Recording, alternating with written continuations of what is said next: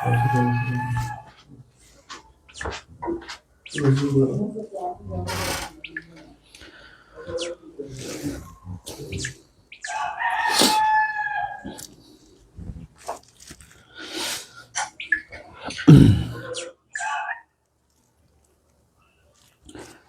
আলাইকুম dear students, কেমন আছি আমরা সবাই?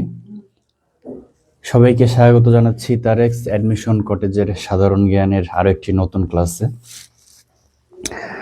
আজকের ক্লাসে আমরা সাধারণ জ্ঞানের গুরুত্বপূর্ণ 80টি এমসিকিউ সলভ করার চেষ্টা করব। তোমাদের যাদের জগন্নাথ বিশ্ববিদ্যালয়ের বি ইউনিটে পরীক্ষা আছে 30 তারিখে এবং 31 তারিখে কুমিল্লা বিশ্ববিদ্যালয়ের বি ইউনিট, সবাই তোমরা ক্লাসটি জয়েন হয়ে যাও এবং পরবর্তীতে যেই এক্সামগুলো আছে সেগুলো তো যারা জয়েন করবা সবাই একটু জয়েন হয়ে যাও। হ্যাঁ, ক্লাসটি একটু গ্রুপে শেয়ার করে দাও, তোমাদের ফ্রেন্ডসদের সাথে শেয়ার করে দাও এবং একটু রেসপন্স করো যে সাউন্ড ভিডিও কোয়ালিটি ঠিক আছে কিনা। তাহলে আমরা ক্লাসটি শুরু করব এবং সবাই কেমন আছো জানাও, কে কোন জেলা থেকে কোন জায়গা থেকে ক্লাসটিতে জয়েন করতেছো একটু কমেন্ট করে জানিয়ে দাও। হ্যাঁ, আমরা কিছুক্ষণের মধ্যে আমাদের এমসিকিউ শুরু করব। ইনশাআল্লাহ ক্লাসটি খুবই গুরুত্বপূর্ণ হবে। আশা করি এখান থেকে আমরা আমাদের নেক্সট পরীক্ষাগুলোতে সর্বোচ্চ সংখ্যক কমন পাবো। একটু শেয়ার করে দাও।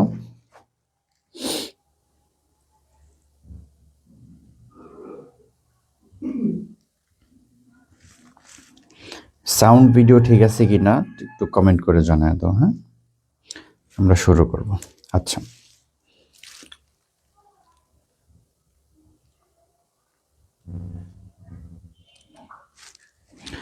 আচ্ছা সবাই একটু জয়েন হও।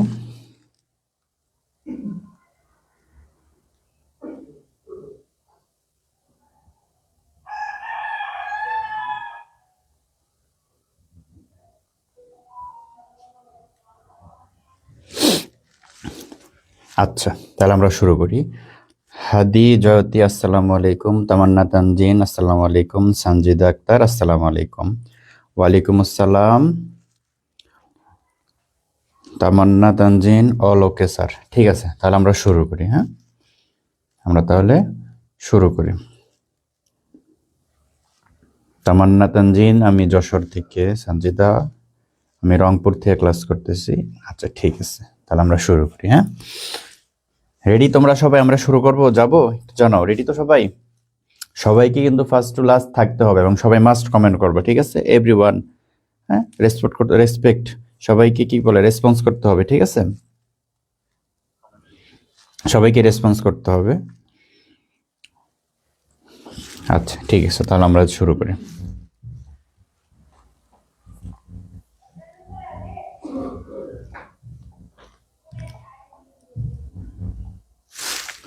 আচ্ছা, আফিয়া আক্তার কেমন আছেন? আসসালামু আলাইকুম ভাই। ওয়ালাইকুম আসসালাম।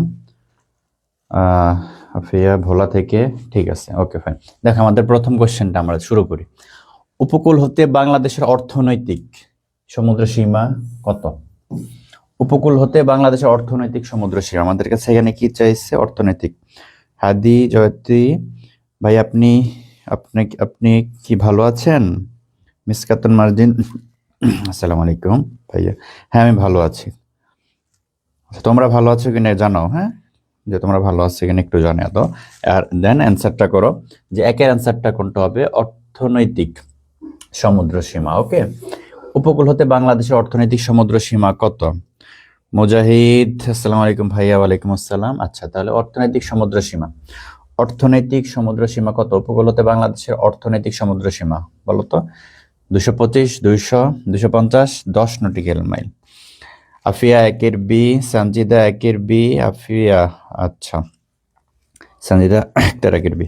ওকে গুড, তাহলে অর্থনৈতিক সমুদ্র সীমা 200 নটিক্যাল মাইল। আচ্ছা তোমরা বলো তো রাজনৈতিক সমুদ্র সীমা কত? এটা একটু কমেন্ট করে জানাও।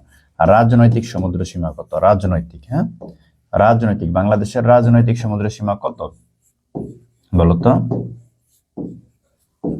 বাংলাদেশের রাজনৈতিক সমুদ্র সীমা কত? বাংলাদেশের রাজনৈতিক ফারহা আক্তার আসসালামু আলাইকুম ভাইয়া। ওয়ালাইকুম আসসালাম। ফাহিম একের বি। আচ্ছা বলো রাজনৈতিক সমুদ্র সীমা, বাংলাদেশের রাজনৈতিক সমুদ্র সীমা কত? হাদি জয়তি একের বি।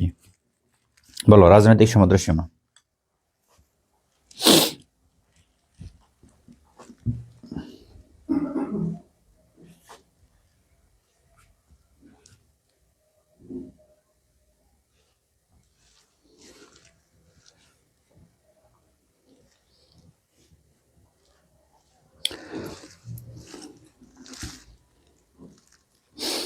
আচ্ছা, রাজনৈতিক ফাহিম 250 না, রাজনৈতিকটা 12 নটিক্যাল মাইল।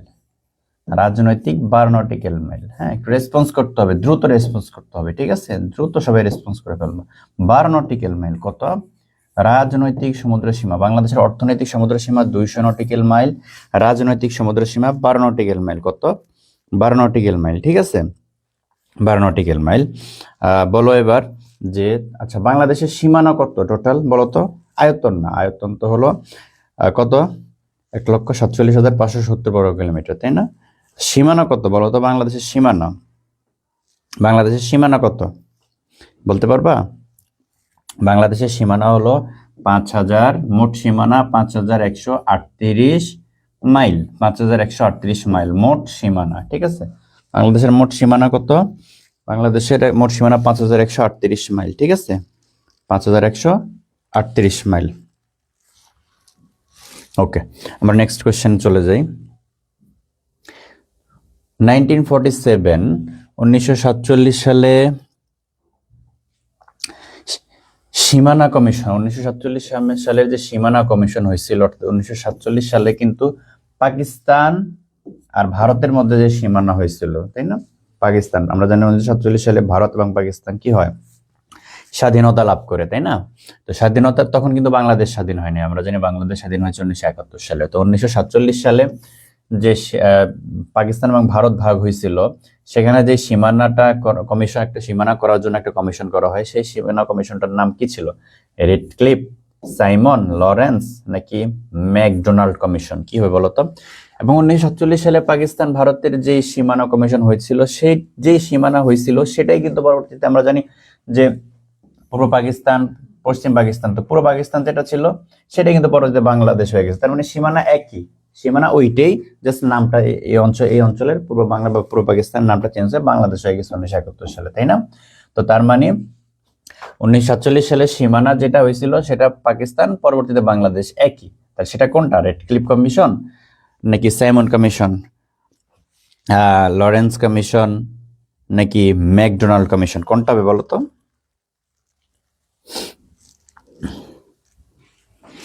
দুইয়ের এ, আফিয়া 2-এর এ, হাদি 2-এর এ, সানজিদা 2-এর এ, গুড। তামান্না 2-এর এ, ভেরি গুড। তার মানে রেডক্লিফ কমিশন। ওকে, 1947 সালে সীমানা কমিশন যে নামে পরিচিত, রেডক্লিফ কমিশন।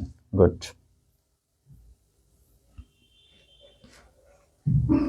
দেখো 3 নম্বর কোশ্চেনটা, বিলোনিয়া সীমান্ত কোন জেলায় অবস্থিত? নীলফামারী, ফেনী, দিনাজপুর, বগুড়া। বিলোনিয়া সীমান্ত 3 নাম্বারটা বলো। বিলোনিয়া সীমান্ত কোন জেলায় অন্তর্গত? কোন জেলার অন্তর্গত বলো?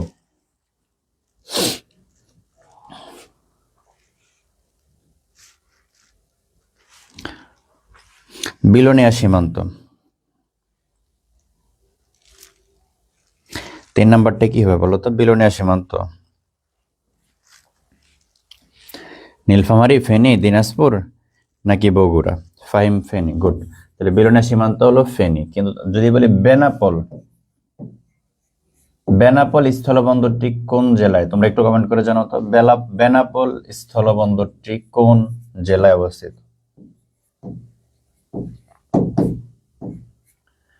বেনাপোল স্থলবন্দর কোন জেলায় বলো তো, একটু কমেন্ট করে জানাও। বেনাপোল স্থলবন্দর, বেনাপোলটা বলো।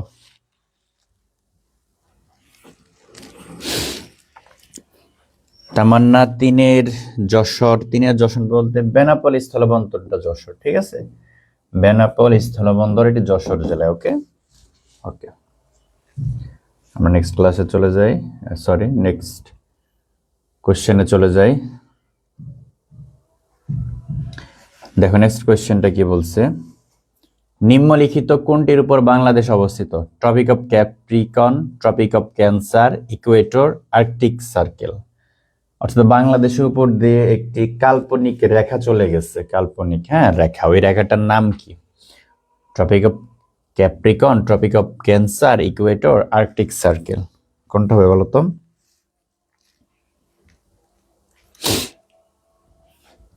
আচ্ছা দেখো, মনে রাখবা ট্রপিক অফ ক্যান্সার, এবং এটার অপর নাম কর্কট ক্রান্তি রেখা।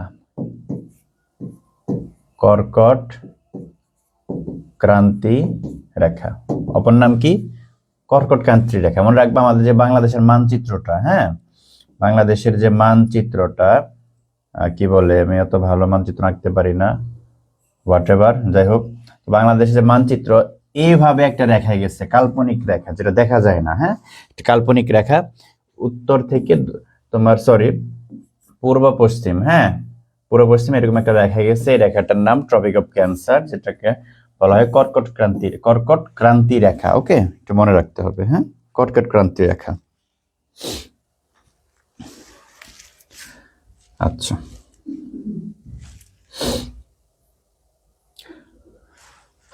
দেখো বাংলাদেশের বৃহত্তম হাওর কোনটি? পারাইল, টাঙ্গুয়ার হাওর, চলনবিল নাকি হাকালুকি? বাংলাদেশের বৃহত্তম হাওর কোনটি বলো? বৃহত্তম হাওর, বাংলাদেশের বৃহত্তম হাওর,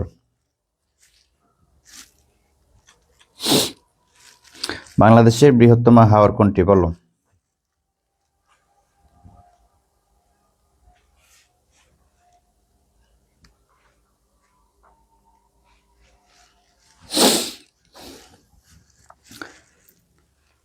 পাঁচ নাম্বারটা বলো, 5 নাম্বারটা একটু অ্যান্সার করো দ্রুত, যে বাংলাদেশের বৃহত্তম হাওর কোনটি? হাকালুকি হাওর, টাঙ্গুয়ার হাওর, পারাইল নাকি চলনবিল, কোনটা হবে বলো তো?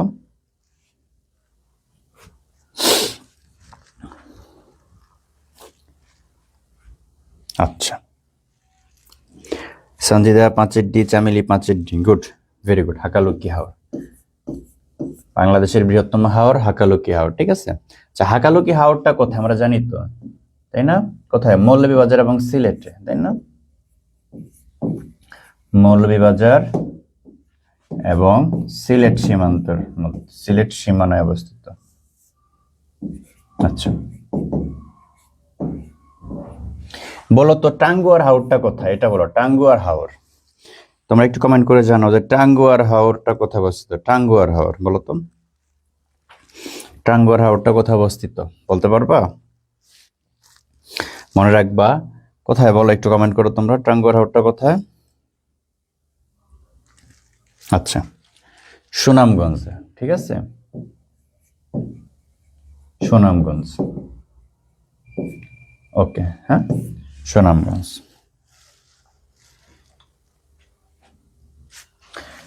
কোথায়? সুনামগঞ্জে। ওকে,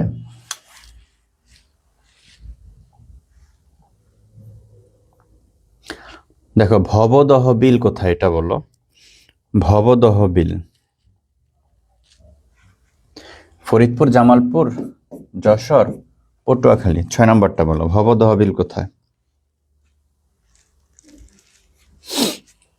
ভবদহ বিল কোথায় অবস্থিত বলো তো? ফরিদপুর, জামালপুর, যশোর, পটুয়াখালী, কোথায় বলো?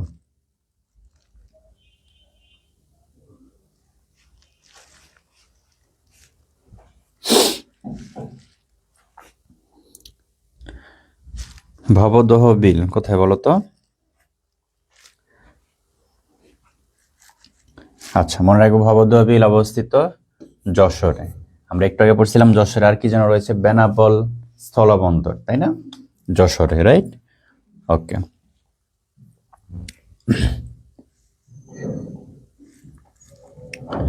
এই কোয়েশ্চেনটা দেখো, বাংলাদেশের শীতল পানির ঝর্ণা, বাংলাদেশের শীতল পানির ঝর্ণা কোন জেলা অবস্থিত? কক্সবাজার, খাগড়াছড়ি, রাঙ্গামাটি, বান্দরবান।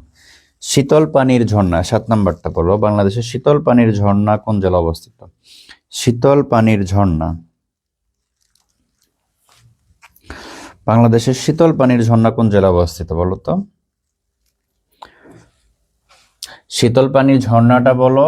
আর আরেকটা কোশ্চেন তোমাদের কাছে, তোমরা বলো যে বাংলাদেশের উষ্ণ পানির ঝর্ণা কোথায়? উষ্ণ পানির ঝর্ণা, উষ্ণ পানির ঝর্ণা। একটা হলো শীতল পানির ঝর্ণা আর একটা হলো উষ্ণ পানির ঝর্ণা। কোথায় বলো তো?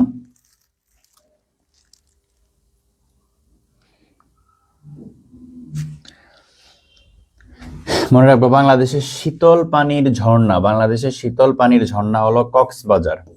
বাংলাদেশের শীতল পানির ঝর্ণা কক্সবাজার। উষ্ণ পানির ঝর্ণা সীতাকুণ্ড, যেটি চট্টগ্রাম অবস্থিত। কোথায় অবস্থিত? চট্টগ্রামে। সীতাকুণ্ড চট্টগ্রাম। হ্যাঁ, উষ্ণ পানির ঝর্ণাটা কোথায়? সীতাকুণ্ড চট্টগ্রাম। ওকে, একটু মনে রাখতে হবে।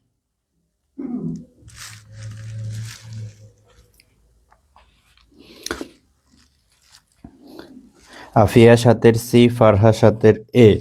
সাথে সঠিক উত্তর এ, ক হবে। হ্যাঁ, চামেলি এ হবে, কক্সবাজার হবে।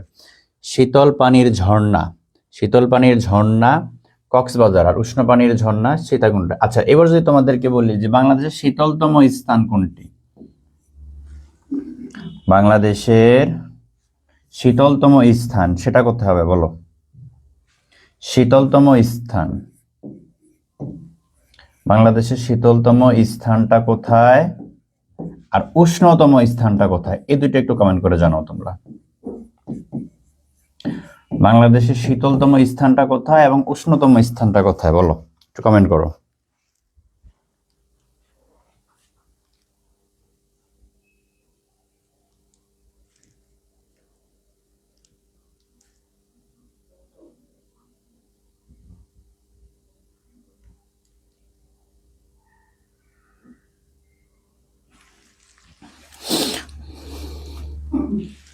বলো তো কোনটা হবে? তাহলে আমরা জানলাম বাংলাদেশের শীতল পানির ঝর্ণা বললে কক্সবাজার, উষ্ণ পানির ঝর্ণা বললে সীতাকুণ্ড চট্টগ্রাম। হ্যাঁ, আর যদি আমাদেরকে বলে শীতলতম স্থান, তাহলে সেটা কোনটা হবে? মোহাম্মদ খালেদ মিয়া ভাইয়া কোন সাবজেক্টে ক্লাস চলে? আমাদের সাধারণ জ্ঞানের উপর ক্লাস চলতেছে, জিকে। হ্যাঁ, জেনারেল নলেজ। ওকে, আচ্ছা, তাহলে শীতলতম স্থানটা কোথায়? শীতলতম স্থানটা হলো যে সিলেটের লালখান। লালখান, হ্যাঁ, লালখান, এটা কোথায়? সিলেট। ওকে, লালখানটা কোথায়? সিলেট। ওকে, আর উষ্ণতম স্থানটা কোথায়? লালপুর। লালপুর, লালপুরটা কোথায়? নাটোরে। তাহলে নাটোরের লালপুর। ঠিক আছে, নাটোরের লালপুর। ওকে, তাহলে শীতলতম স্থান লালখান সিলেট, আর উষ্ণতম স্থান নাটোরের Lalpur. Very good, very good. আচ্ছা, আমরা নেক্সট কোশ্চেনে চলে যাই। আচ্ছা, কোশ্চেনে যাওয়ার আগে আমাদের একটু ইনফরমেশন আছে, খুবই ইম্পর্টেন্ট।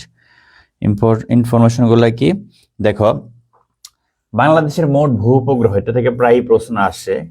মোট ভূ-উপগ্রহ কয়টা? 4টা। আর্থ স্টেশন, ভূ-উপগ্রহ কয়টা? 4টা।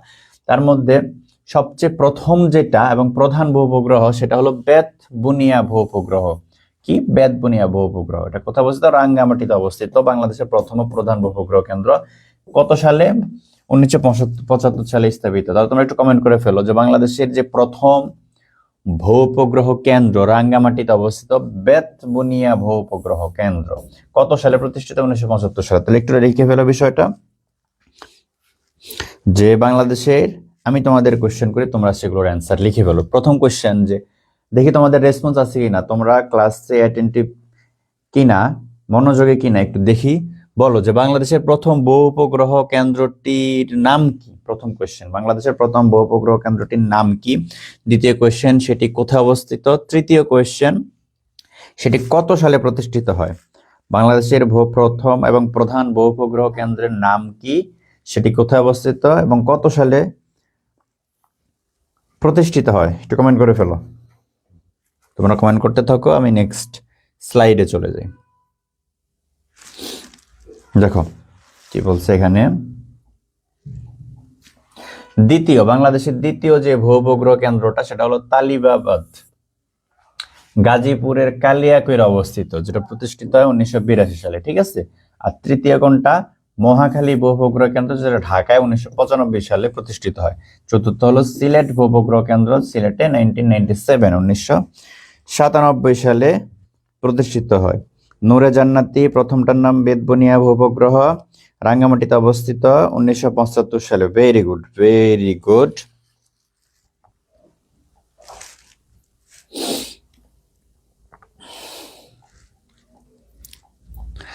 পাখি ছাড়া দোয়েল নিম্নের কোন জাতের শস্যকে বোঝায়? পাখি ছাড়াও দোয়েল কিসের নাম? ধান, আলু, ভুট্টা, গম। তাহলে পাখি ছাড়াও দোয়েল আর কিসের নাম হতে পারে বলো? কোন ধরনের শস্যের নাম?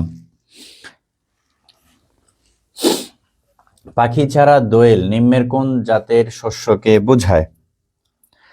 পাখি ছাড়া দোয়েল নিম্নের কোন জাতের শস্যকে বোঝায়? গম। ঠিক আছে, সঠিক উত্তরটা কি হবে? 8-এর ডি। কোন দেশের পরিবেশের ভার? কোন দেশের, দেখো বলতেছে যে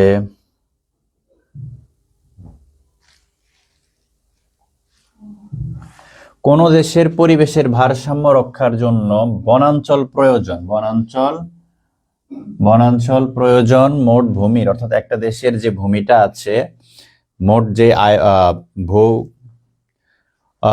অঞ্চল রয়েছে, সেখানে কতটুকু অংশ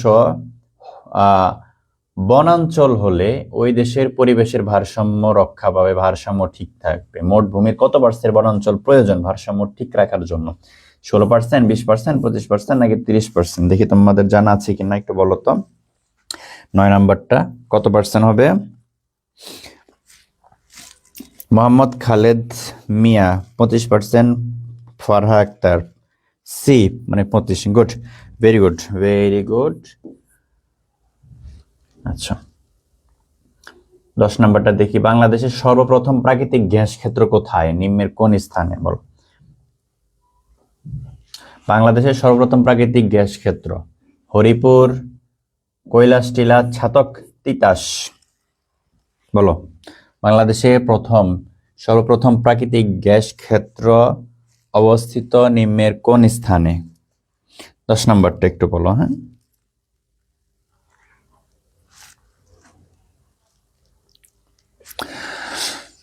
বাংলাদেশের সর্বপ্রথম প্রাকৃতিক গ্যাস ক্ষেত্র অবস্থিত কোথায় বলো? আচ্ছা দেখো, হরিপুর।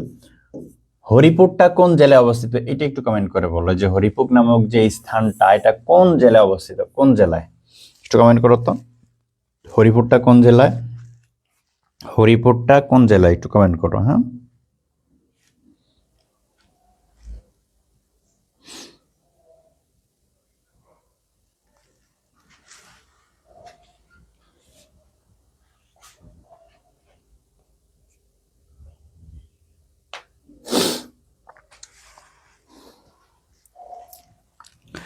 হরিপুরটা কোথায়? হরিপুর কোথায় বলো তো? সিলেটে। হরিপুরটা কোথায়? সিলেটে। ওকে, আচ্ছা, নেক্সট কোয়েশ্চেনে চলে যাই আমরা।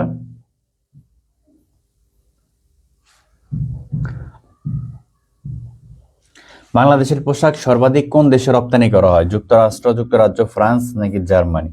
দেখো, বাংলাদেশের পোশাক রপ্তানি করা হয়, আমরা জানি যে পোশাক রপ্তানি অর্থাৎ এই যে তোমার RMG readymade garments, RMG readymade garments, বাংলাদেশের যে বৈদেশিক আয় তার মধ্যে সবচেয়ে বেশি আয় হয় যে খাত থেকে, সেটা হলো রেডিমেড পোশাক।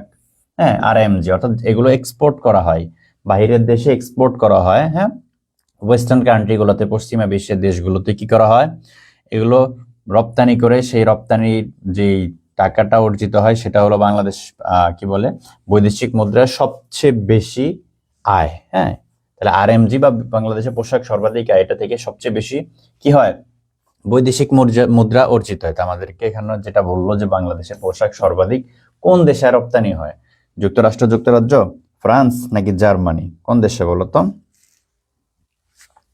11 ক, যুক্তরাষ্ট্র। সবচেয়ে বেশি রপ্তানি হয় যুক্তরাষ্ট্রের মধ্যে। ঠিক আছে, তারপরে হলো তোমার ওয়েস্টার্ন ইউরোপ কান্ট্রি যেগুলো রয়েছে, হ্যাঁ, ওইগুলোর মধ্যে হয়।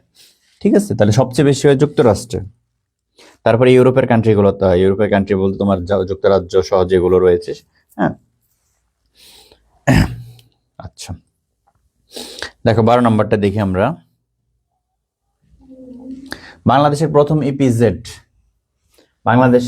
ইপিজেড, সাভার, চট্টগ্রাম, মংলা, ঈশ্বরদী, কোনটা হবে বলো?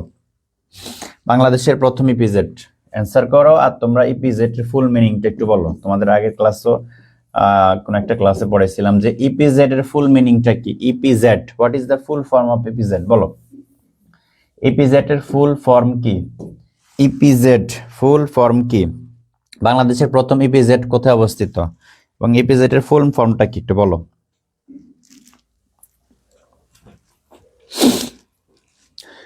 বাংলাদেশের প্রথম ইপিজেড কোথায় অবস্থিত? 12 নম্বরটা কি হবে তাহলে?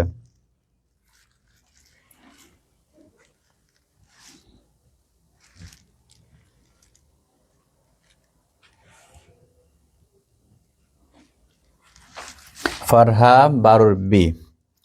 আচ্ছা দেখো, বাংলাদেশের প্রথম ইপিজেড হলো Chittagong. Very good, okay fine. আচ্ছা মনে রাখবে বাংলাদেশের ইপিজেড যেটা, ইপিজেড এর ফুল মিনিংটা তাহলে কি?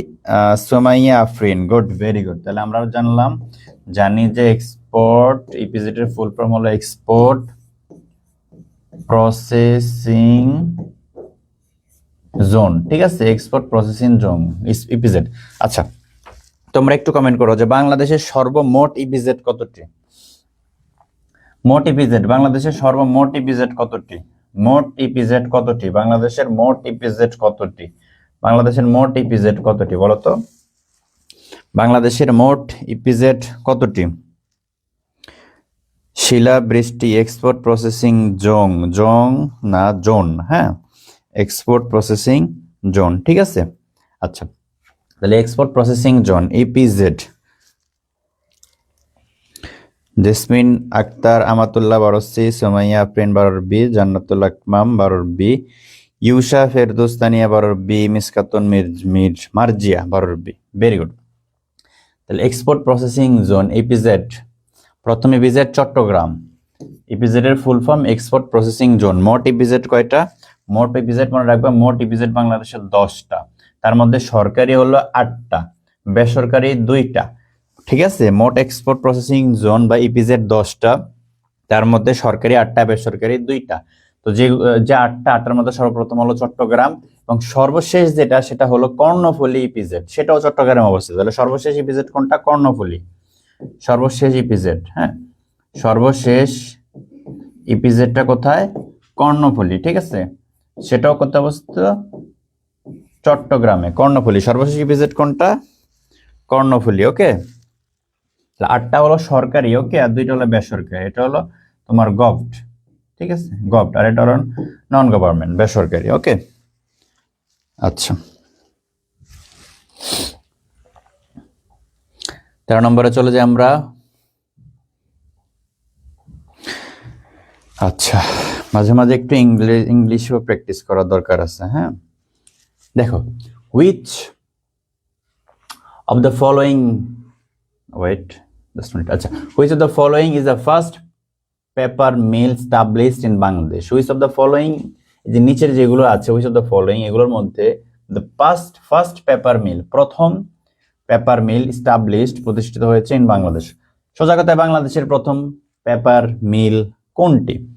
Asia paper and board mills, Chandraghona paper mills, Karnaphuli paper mills, নাকি দুনহিল কর্পোরেশন? কোনটা? এটা তো হবেই না, বুঝে যাচ্ছে। তাহলে 3টার মধ্যে কোনটা? বাংলাদেশের প্রথম পেপার মিলস কোনটা বলো? বাংলাদেশের প্রথম পেপার মিলস কোনটা? 13 নম্বর সঠিক উত্তর কোনটা হবে?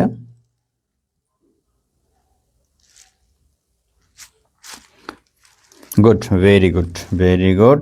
13 Karnaphuli paper mills. Okay, Karnaphuli paper mills চট্টগ্রামে অবস্থিত এটা। আচ্ছা, খুবই easy question and important also. বাংলাদেশে কেন্দ্রীয় গো প্রজনন খামার কোথায় অবস্থিত? রাজশাহী, চট্টগ্রাম, সিলেট, সাভার। এটা পারার কথা অনেকে, বলো বাংলাদেশের কেন্দ্রীয় প্রজনন খামার কোথায় অবস্থিত? 14 নম্বরটা দেখো, বাংলাদেশের কেন্দ্রীয় গো প্রজনন খামার এটি অবস্থিত মাই ইউনিভার্সিটি, জাহাঙ্গীরনগর ইউনিভার্সিটির সামনে। কোথায়? সাভারে। তার মানে সাভারে, জাহাঙ্গীরনগর বিশ্ববিদ্যালয়ের সামনে, জেইউ এর বিপরীত পাশে। ঠিক আছে, জাহাঙ্গীরনগর ইউনিভার্সিটির বিপরীত পাশে অবস্থিত কি বাংলাদেশের কেন্দ্রীয় গো প্রজনন খামার, ঠিক আছে। এই জায়গাটাকে আমাদের এখানে কি বলা হয় জানো? ডেইরি গেট, ঠিক আছে, ডেইরি গেট। ওকে, আমরা নেক্সট কোয়েশ্চেনে চলে যাই। হোয়াইট গোল্ড, সাদা স্বর্ণ। হোয়াইট গোল্ড মানে কি? সাদা স্বর্ণ। নিম্নের কোন পণ্যটি বাংলাদেশের হোয়াইট গোল্ড নামে পরিচিত? পাট, ধান, চিনি, চিংড়ি। হোয়াইট গোল্ড, সাদা স্বর্ণ। গোল্ড, গোল্ড নাম শুনলেই কেমন একটা আতঙ্ক লাগে না? এখন স্বর্ণের দাম যেভাবে দিন দিন বাড়তেছে, হ্যাঁ, কয়েকদিন আগে শুনছিলাম 2 লক্ষ টাকার উপরে, এখন মনে হয় 2,50,000, 12 সামথিং, কম বেশি হবে। কত এখন আজকের বাজারে কত জানা আছে কারো?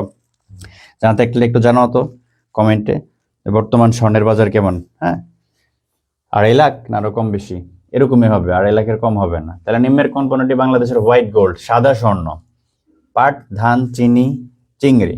15 নম্বরটা কি? আচ্ছা, চিংড়ি। Very good, very good, Miskatun Marjia Farha Akter. চিংড়ি, ঠিক আছে। Gold, okay, very good.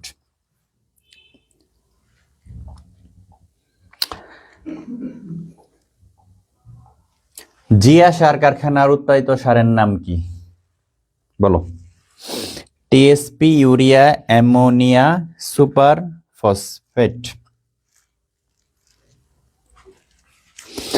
Zia সারখানায় উৎপাদিত সারের নাম কি? TSP, urea, ammonia, super phosphate. কোনটা হবে? 16 নম্বরটা বললো। হ্যাঁ,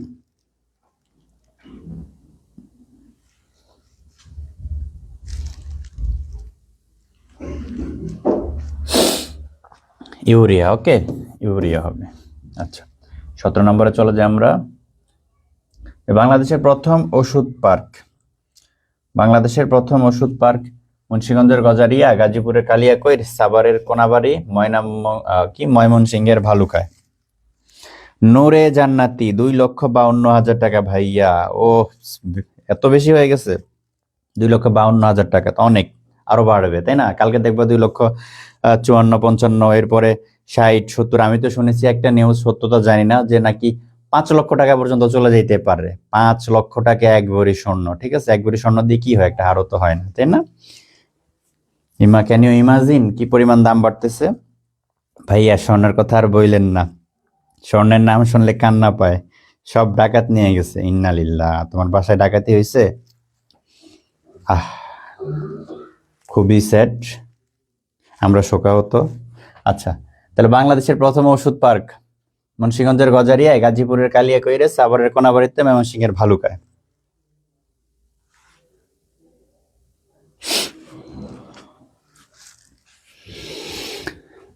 বাংলাদেশের প্রথম ওষুধ পার্ক তাহলে মুন্সিগঞ্জের, আমি তো বলে দিলাম, মুন্সিগঞ্জের গজারিয়ায়, ঠিক আছে। 17 এ নাম্বার। 16 জান্নাত মাম বি। কোনটার বি? 16 বি। আচ্ছা, 16 বি। 17 এ হবে, হ্যাঁ, মুন্সিগঞ্জের গজারিয়া। ওকে,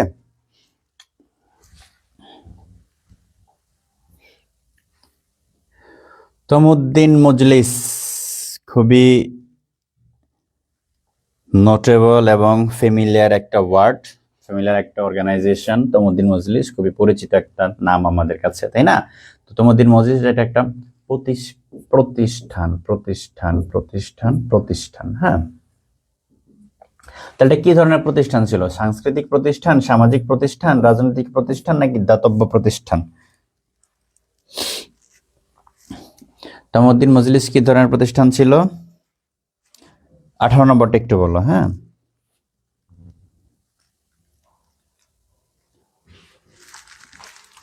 মিসকাতুন মার্জিয়া 18 এ। Very good.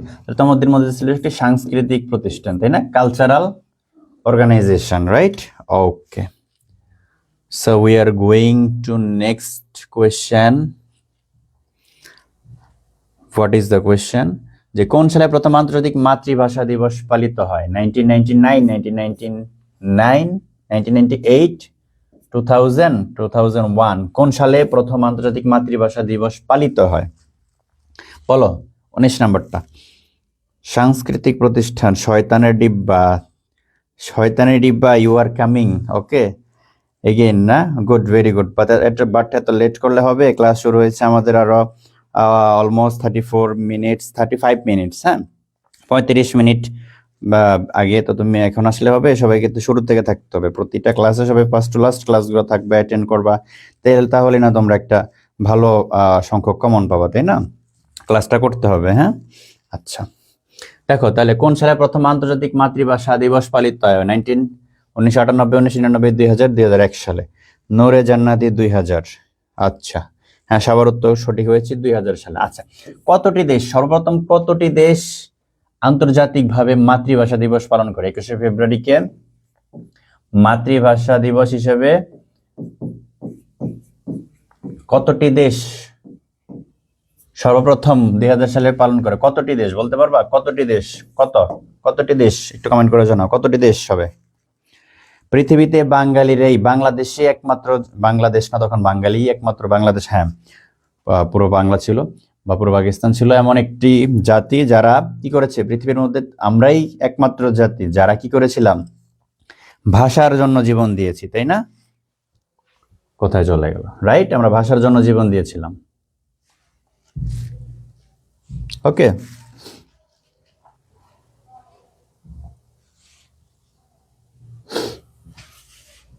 তাহলে কোন সালে প্রথম আন্তর্জাতিক মাতৃভাষা? আমরা জানলাম যে 2000 সালে।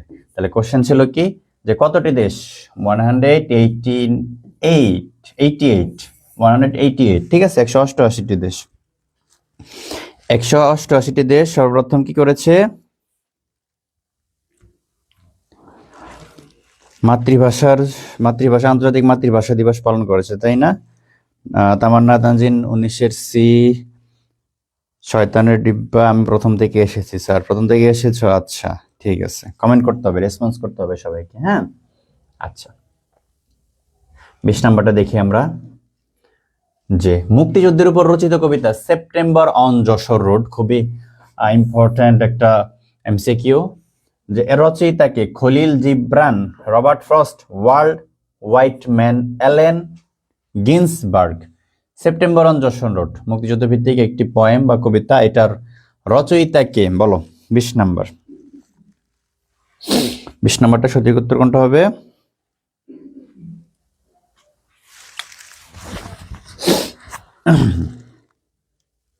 সুমাইয়া ইসলাম, রহি, 20 ডি, সামিলি ডি, নাদিরা নিহা। আচ্ছা, গুড, অ্যালেন গিন্সবার্গ। ওকে, অ্যালেন গিন্সবার্গ। নেক্সট কোয়েশ্চেনটা পড়ি আমরা।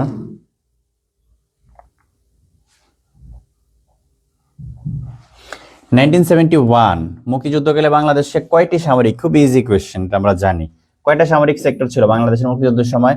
4টা, 7টা, 11টা, 14টা, এটা আমরা জানি যে বাংলাদেশ মুক্তিযুদ্ধের সময় কতটি? 11টি, তাই না? এবং এই যে 11টা সেক্টর, এই যে চট্টগ্রাম থেকে শুরু হয়ে চট্টগ্রাম, এদিকে কুমিল্লা, সিলেট হয়ে, ময়মনসিংহ হয়ে, রংপুর, রাজশাহী হয়ে, এদিকে তোমার কি বলে খুলনা হয়ে, তাই না, বরিশাল, এগুলো নিয়ে, এদিকে আবার তোমার কি বলে ঢাকা, এগুলো নিয়ে, তাই না? এইভাবে যেভাবে আসছে আমরা পড়ছিলাম 1, 2, 3, 4, 5, 6, 7, 8, 9, 10, 10 এভাবে পড়ছিলাম, তাই না? 11, এবং একমাত্র কি বলে এটাকে, কি এঁকে ফেলছে, একটা ভালো জানে, হ্যাঁ। আচ্ছা, তো আমরা যে পড়েছিলাম যে একমাত্র কি বলে এটাকে, মুক্তিযুদ্ধের যে সেক্টর ছিল, নৌ সেক্টর, সেটা কত নাম্বার সেক্টর ছিল মনে আছে তোমাদের? নৌ সেক্টর কোনটা ছিল? মুক্তিযুদ্ধের একমাত্র নৌ সেক্টর কোনটা মনে আছে তোমাদের? 10 নম্বর সেক্টর, তাই না? 10 নম্বর সেক্টর, রাইট। আচ্ছা,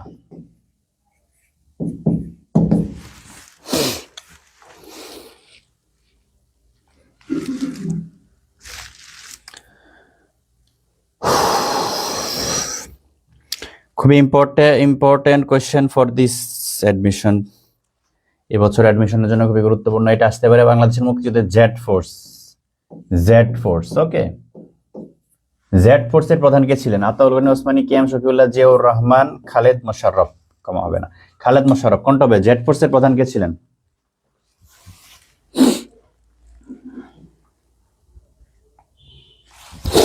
মুক্তিযুদ্ধের একটি বাহিনী জেড ফোর্স, হ্যাঁ, মুক্তি বাহিনী, এর প্রধান কে ছিলেন? জিয়াউর রহমান, ঠিক আছে, জিয়াউর রহমান। আমরা কি 21 করছিলাম? 1971, হ্যাঁ 21 করেছি, হ্যাঁ 22, তারপর আমরা 23-এ চলে যাই।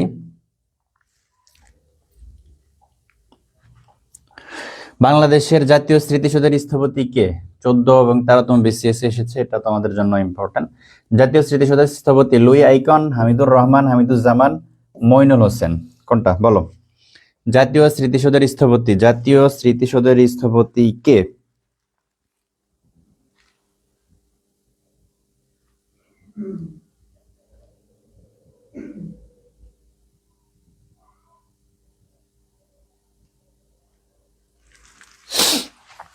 জাতীয় স্মৃতিসৌধের স্থপতি কে বলো, কোনটা হবে? জাতীয় স্মৃতিসৌধ 23 নম্বরটা বলো, 23 নম্বরটা কি হবে?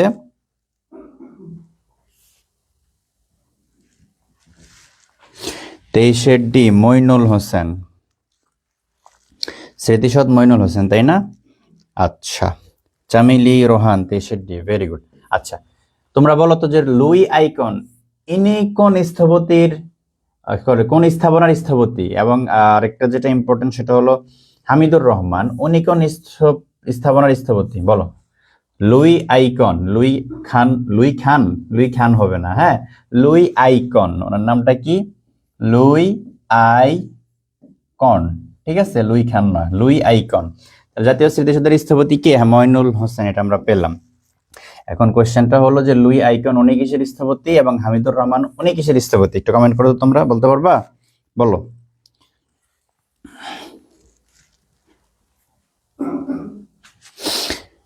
মনে রাখবা, লুই আইকন উনি হলেন জাতীয় সংসদ ভবনের স্থপতি, হ্যাঁ,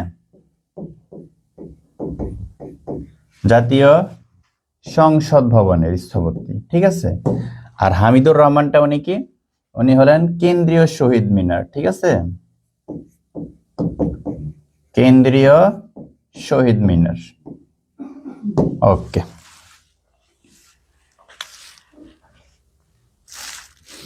চব্বিশ নম্বরটা দেখি আমরা।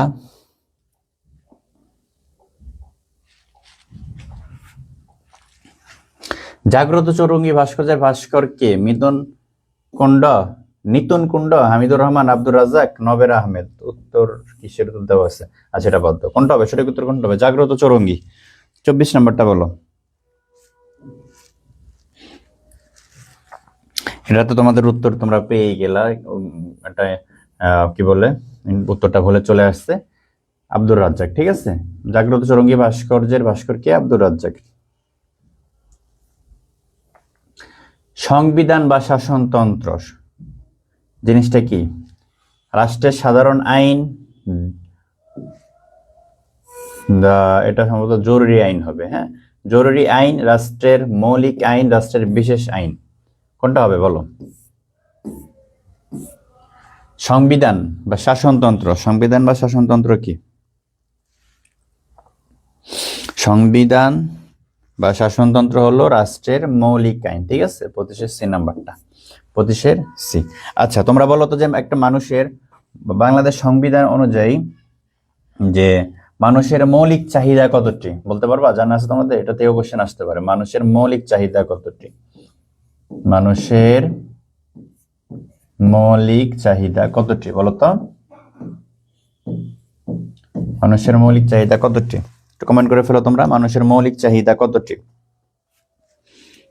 মানুষের মৌলিক চাহিদা কতটি বলতে পারবা?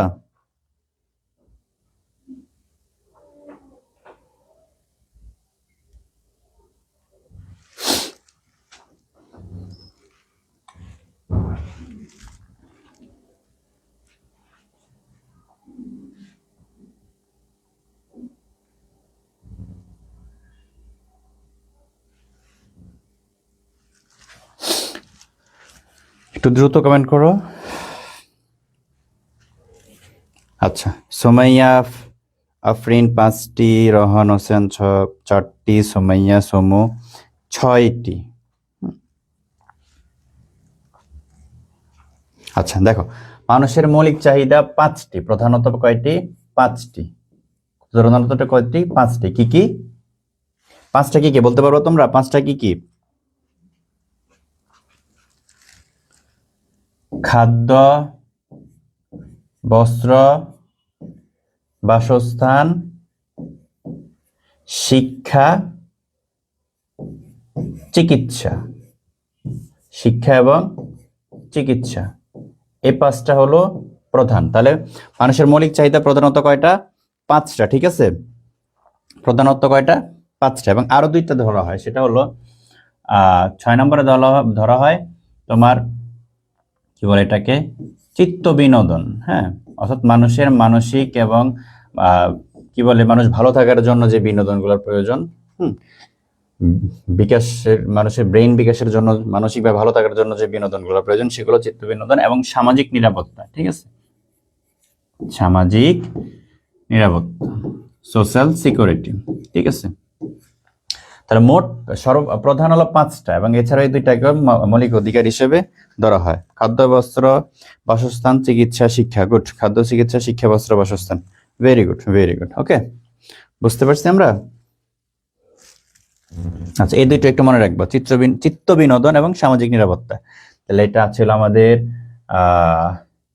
লিখি আমরা 1 নম্বর, 2 নম্বর, 3, 4, 5, 6 এবং 7 হিসেবে আমরা একটুগুলোকে ধরলাম। হ্যাঁ, ওকে।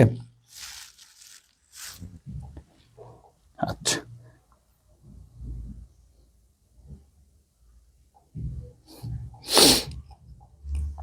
রাষ্ট্রের পছন্দকৃত জীবন পদ্ধতি সংবিধান। কি বলতেছে এখানে?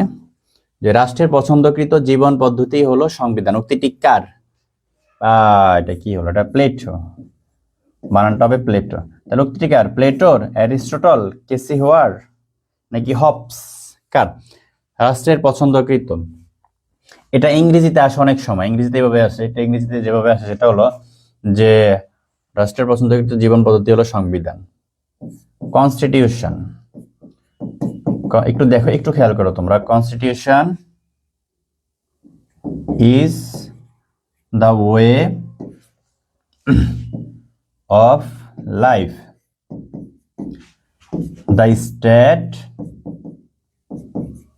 হ্যাজ chosen for itself, ঠিক আছে, for itself।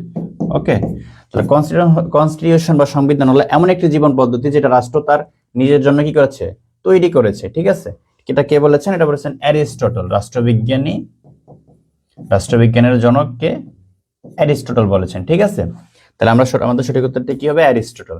Constitution is the way of life the state has chosen for itself। ওকে, আচ্ছা, দেখি তোমরা একটু এটা লিখে ফেলো তো, ইংরেজি সেন্টেন্সটা একটু লিখে ফেলো। কি বললাম?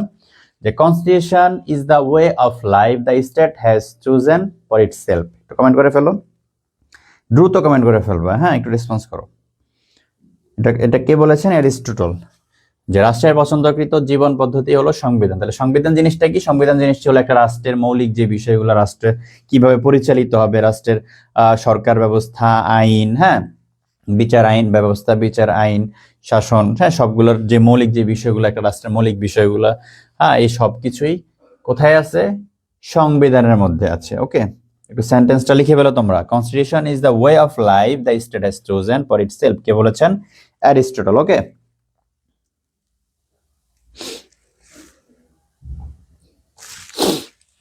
আচ্ছা,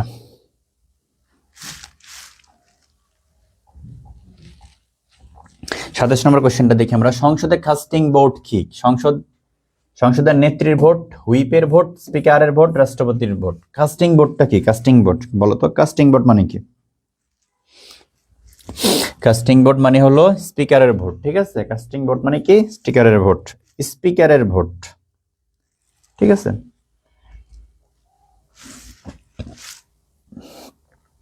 আচ্ছা, এটা তো এখানে চলে আসছে। তাহলে মানুষের মৌলিক অধিকার কতটি? 5টি, ঠিক আছে। মৌলিক চাহিদা বা অধিকার, মৌলিক চাহিদা 5টি, ঠিক আছে। আচ্ছা, 29 নম্বরটা দেখি আমরা। এটা দেখো একটু।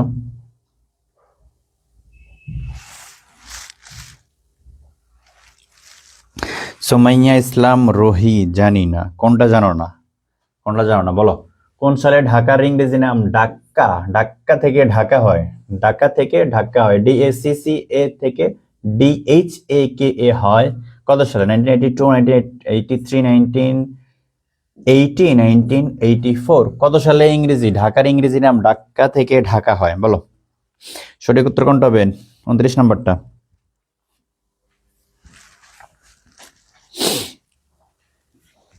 আচ্ছা, 1982 সালে, ঠিক আছে, 1982। ওকে, 30 নম্বরে চলে যাই আমরা।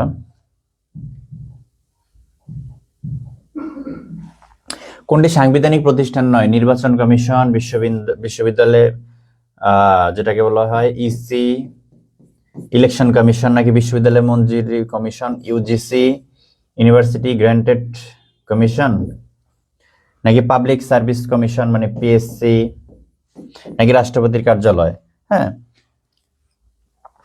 Office of president. তাহলে কোনটি সাংবিধানিক প্রতিষ্ঠান নয়? কোনটা হবে? নির্বাচন কমিশন, বিশ্ববিদ্যালয় মঞ্জুরি কমিশন, পাবলিক সার্ভিস কমিশন, রাষ্ট্রপতির কার্যালয়। কোনটা হবে বলো তো? 30 নম্বরটা বলো। 30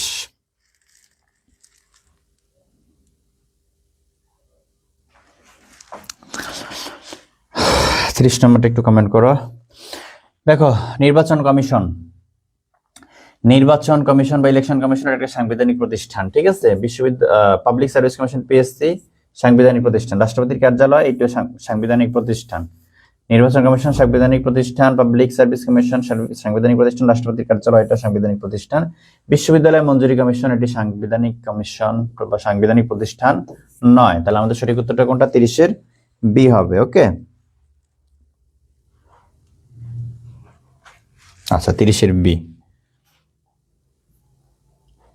31 নম্বরটা দেখি আমরা। দেখো কি বলছে,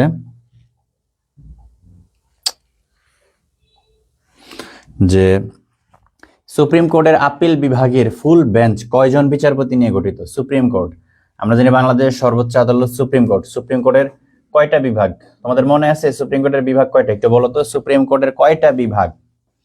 সুপ্রিম কোর্টের কয়টা বিভাগ মনে আছে?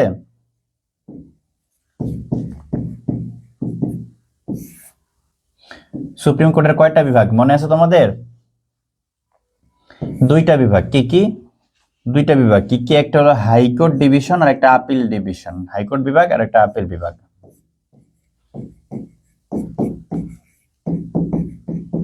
হাইকোর্ট ডিভিশন আর একটা কি? আপিল ডিভিশন, ঠিক আছে।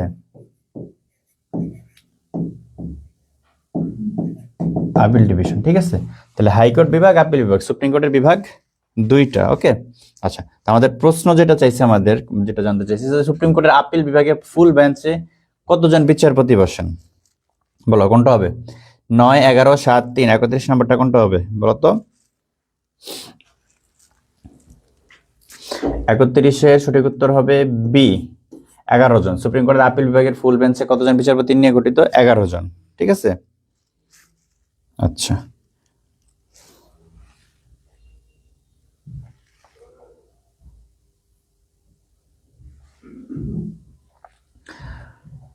বাংলাদেশ নেভাল একাডেমি কোথায়? পতেঙ্গা, মংলা, কক্সবাজার, কুয়াকাটা। 32 নম্বরটা কি হবে বলো?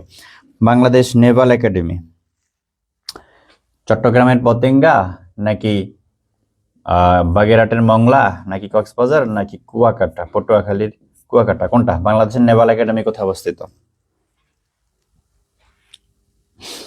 বাংলাদেশের নেভাল একাডেমি অবস্থিত কোথায় বলো তো? একটু কমেন্ট করো।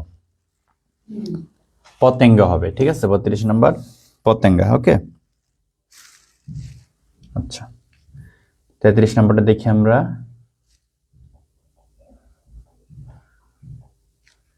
কোনটি বাংলাদেশের জাতীয় ফুল? শাপলার বৈজ্ঞানিক নাম। শাপলার বৈজ্ঞানিক নাম কোনটা বলো তো? স্মিল্যাক্স, ম্যাক্রোফিলা, নিমফাইয়া, নৌসালি, নাকি সোলানাম, মেলঙ্গিনা, নাকি সিডিয়াম গুয়াজাবা? কোনটা বলো তো? কোনটি বাংলাদেশের জাতীয় ফুলের বৈজ্ঞানিক নাম? কোনটা হবে? 33 নম্বরটা বলো।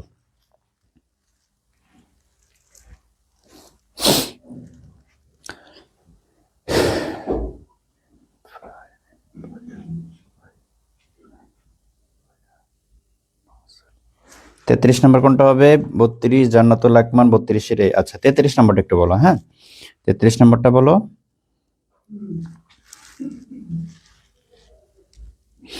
শাপলার বৈজ্ঞানিক নাম নাদিরা নিহা 32-এর বি, জান্নাতুল আকমাম এ। আচ্ছা দেখো বি হবে সঠিক উত্তর। হ্যাঁ, নিমফায়া নৌসালি। ওকে, 33-এর বি। ওকে, 34 নম্বরে চলে যাই আমরা। বাংলাদেশের ন্যাশনাল ফ্ল্যাগের মাপের অনুপাত কত? প্রপোর্শন, অনুপাত কত বলো তো?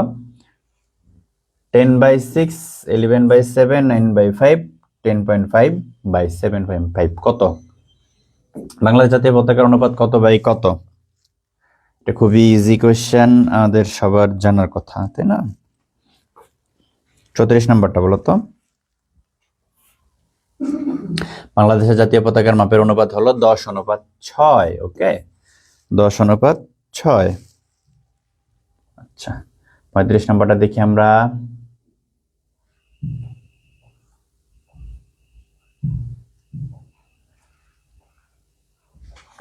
বাংলাদেশের সংবিধানের কোন অনুচ্ছেদে নির্বাহী বিভাগ থেকে বিচার বিভাগের পৃথকীকরণ এর কথা বলা হচ্ছে? 37, 15, 22, 21। অর্থাৎ সরকারের যে 3টা প্রধান বিভাগ, আইন বিভাগ, শাসন বিভাগ, বিচার বিভাগ, তাই না? আইন বিভাগ, শাসন বিভাগ। শাসন বিভাগ মানে হলো নির্বাহী বিভাগ, মানে হলো শাসন বিভাগ। নির্বাহী বিভাগ মানে কি? শাসন বিভাগ। ওকে, তাহলে যে আইন বিভাগ, শাসন বিভাগ এবং বিচার বিভাগ, এই 3টা পৃথকীকরণ। নির্বাহী আগে কি ছিল? আগে ছিল বিচার বিভাগটা আগে নির্বাহী বিভাগের অধীনে ছিল, তো পরে এটা কি করা হয়েছে? পৃথকীকরণ করা হয়েছে সংবিধান সংশোধনের মাধ্যমে। তাহলে বাংলাদেশ সংবিধানের কোন অনুচ্ছেদে নির্বাহী বিভাগ থেকে বিচার বিভাগকে পৃথকীকরণ করা হয়েছে? 37, 15, 22 নাকি 11? 35 নম্বরটা কোনটা হবে? কত নম্বর অনুচ্ছেদ বলো তো?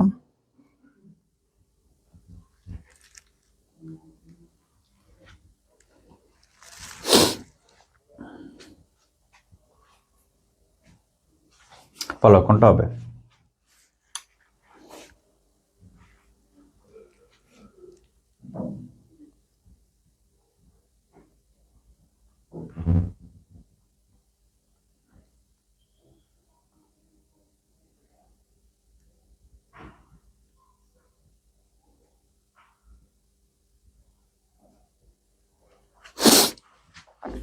কত নম্বর অনুচ্ছেদ হবে? 22 নম্বর। 35 কোনটা হবে? 22। 35-এর সি হবে। হ্যাঁ, 22 নম্বর অনুচ্ছেদ, নির্বাহী বিভাগ থেকে বিচার বিভাগ পৃথকীকরণ। ওকে, আইনের দৃষ্টিতে সবাই সমান, everyone is equal to the eye of law. আইনের দৃষ্টিতে সবাই সমান, এটা সংবিধানের কত নম্বর অনুচ্ছেদে বলা আছে বলতে পারো তোমরা? যে আইনের দৃষ্টিতে সবাই সমান, everyone is equal to the eyes of law. আইনের দৃষ্টিতে সবাই সমান, আইনের কাছে সবাই সমান, কত নম্বর অনুচ্ছেদে জানো তোমরা? 27 নম্বর অনুচ্ছেদ। সংবিধানের 27 নম্বর অনুচ্ছেদে কি বলা আছে? আইনের দৃষ্টিতে সবাই সমান, আইনের দৃষ্টিতে সবাই সমান। ঠিক আছে,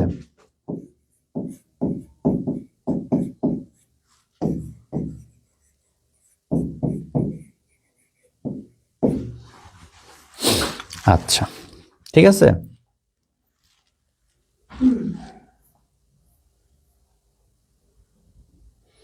চলে আসছে, এটাই বলছিলাম একটু। এটা কি বলছে? সংবিধানের কোন অনুচ্ছেদে রাষ্ট্র গণজীবনে সর্বস্তরের নারী পুরুষের সমান অধিকার লাভ করবেন বলা আছে? বলো তো, 36 নম্বরটা বলো।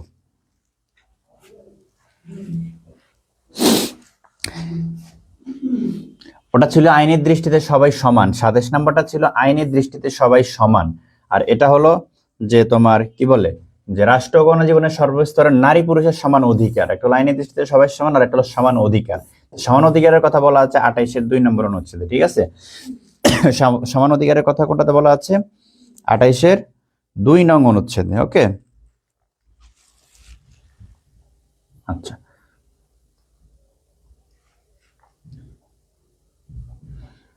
আমরা জানি আমাদের সংসদের যেই প্রত্যক্ষ ভোটে নির্বাচিত আসন, প্রত্যক্ষ ভোটে নির্বাচিত আসন কতটি? 300টি, তাই না? আর সংরক্ষিত আসন প্লাস 50টি, মোট 350। তো আমরা জানি যে কোন জেলায় 4টা আসন, কোন জেলায় 3টা, কোন জেলায় ঢাকা জেলার মধ্যে কিন্তু অনেকগুলো, ঢাকা জেলার মধ্যে 20, 22, 23টা সম্ভবত, এক্সাক্ট আমার ঠিক নেই, 20, 22টা এরকম। তো এক এক জেলায় এক এক রকম। তো একটা জেলা আছে, সেই জেলায় মাত্র একটা সংসদীয় আসন, সেটা কি লক্ষ্মীপুর, মেহেরপুর, ঝালকাঠি, রাঙ্গামাটি। একটা মাত্র সংসদীয় আসন, সে জেলাটা কোনটা বলতো? 37 কোনটা হবে? একটি মাত্র সংসদীয় আসন কোন জেলায়?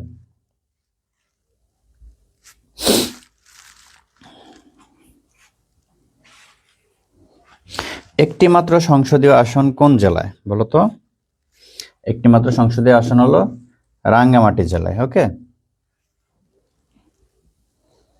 এক জেলা এক আসন। আচ্ছা, এরপরে চলে আমরা 38 নম্বর। গণপ্রজাতন্ত্রী বাংলাদেশ সরকারের মনোগ্রামে কয়টি তারকা চিহ্ন আছে? 4টি, 6টি, 5টি, 2টি? কয়টি তারকা চিহ্ন আছে গণপ্রজাতন্ত্রী বাংলাদেশের মনোগ্রামে কয়টি তারকা চিহ্ন আছে? 4টি। ঠিক আছে, 4টি তারকা চিহ্ন আছে। 29 নম্বরে দেখি আমরা, প্রাচীন চন্দ্রদ্বীপের বর্তমান নাম? মালদ্বীপ, সন্দ্বীপ, বরিশাল, হাতিয়া? প্রাচীন চন্দ্রদ্বীপের বর্তমান নাম কি? প্রাচীন চন্দ্রদ্বীপের বর্তমান নাম কি? 39 নম্বরটা বলো তো, প্রাচীন চন্দ্রদ্বীপের বর্তমান নাম কি? মালদ্বীপ, সন্দ্বীপ, বরিশাল, হাতিয়া?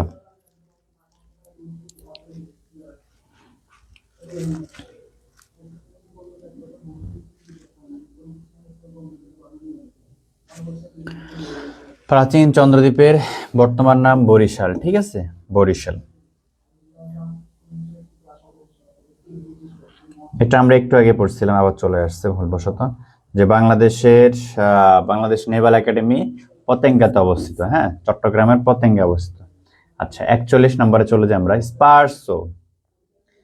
স্পারসো কোন মন্ত্রণালয়ের অধীন?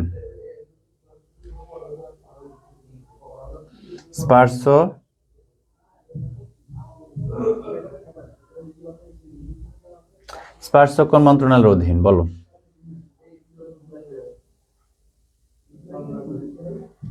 স্বরাষ্ট্র মন্ত্রণালয়, পরিবেশ ও বন মন্ত্রণালয়, প্রতিরক্ষা মন্ত্রণালয় নাকি তথ্য মন্ত্রণালয়? 40 নম্বরটা বলো, স্পারসো কোন মন্ত্রণালয়ের অধীন?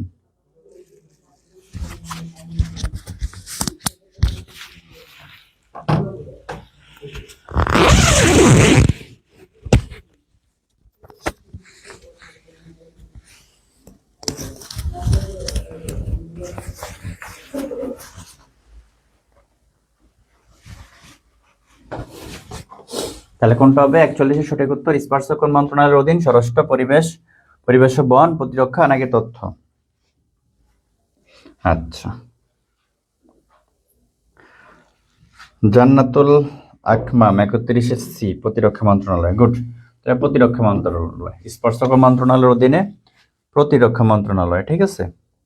আচ্ছা, তারপরে চলে যাই আমরা 42 নম্বর, যে বাংলাদেশে নিম্নের কোন উপজাতি বসবাস করে? পিগমি, কুর্দি, জুলু, মারমা? কোন উপজাতির অবস্থান বাংলাদেশে বলো? নিচের এই 4টার মধ্যে বাংলাদেশে কোনটা? খুব ইজি, আমরা জানি, বলো তো কোনটা হবে?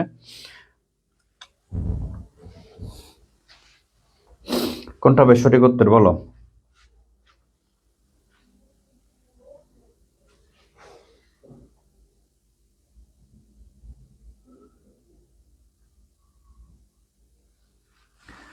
বাংলাদেশে নিম্নের কোন উপজাতির বসবাস? পিগমি, কুর্দি, জুলু, মারমা?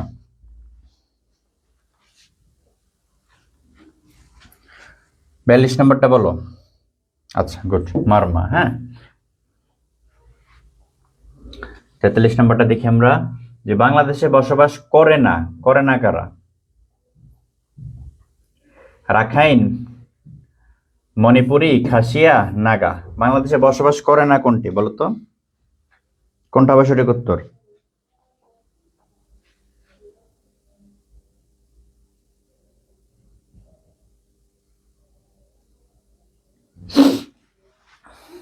বাংলাদেশে বসবাস করে না কারা বলতে পারবা?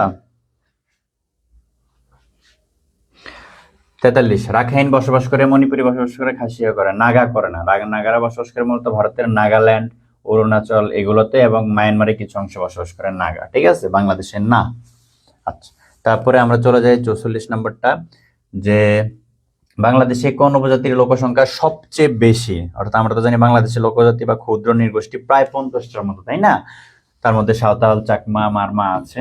তো তার মধ্যে সবচেয়ে বেশি উপজাতির লোকসংখ্যা, সবচেয়ে বেশি কোন উপজাতির লোকসংখ্যা বলো তো? সাঁওতাল, চাকমা, মারমা নাকি রাখাইন? 44 নম্বরটা বলো,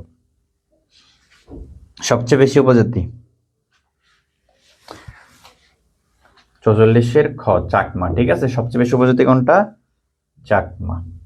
তারপর আমরা 45 নম্বর চলে যাই। ওয়ান গালা কাদের উৎসব? ওয়ান গালা কাদের উৎসব? কি গারো, চাকমা, মারমা? ওয়ান গালা কাদের উৎসব? ওয়ান গালা কাদের উৎসব? বলো কোনটা হবে? ওয়ান গালা হলো চাকমাদের উৎসব, ঠিক আছে। সরি সরি, ওয়ান গালা হলো গারোদের উৎসব। ওয়ান গালা কাদের উৎসব? গারোদের। ওয়ান গালা কাদের উৎসব? গারোদের, ঠিক আছে। ওয়ান গালা কাদের উৎসব? ভারত, গারোদের, গারো গারো উপজাতিদের, ঠিক আছে।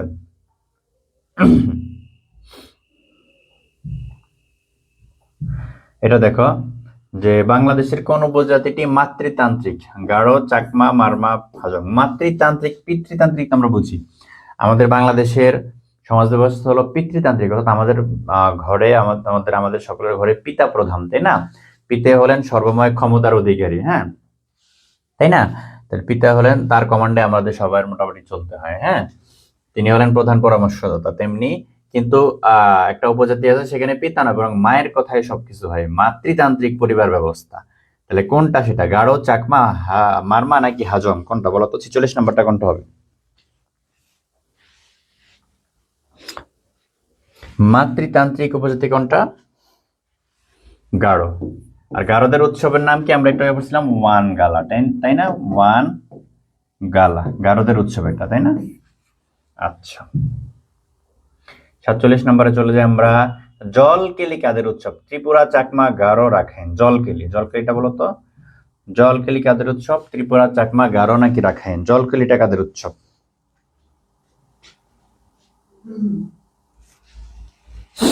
জলকেলিটা কাদের উৎসব? 47 নম্বরটা বলো তো।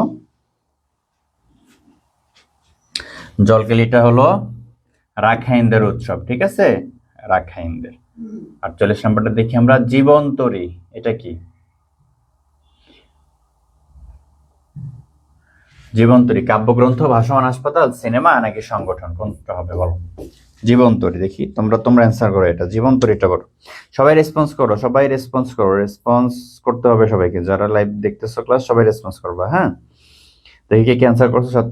47 নাম্বারটা নূরে জান্নাতি। 47-এ রাখাইন, কবিতা রাখাইন, নাদিরা 47 ডি, হোসনারা ইনিভা ডি। Good, very good. জীবন্তরীটা কি বলো, এটা বলো। 48 নাম্বার বলো। কাব্যগ্রন্থ, ভাসমান হাসপাতাল, সিনেমা নাকি সংগঠন? জীবন্তরী।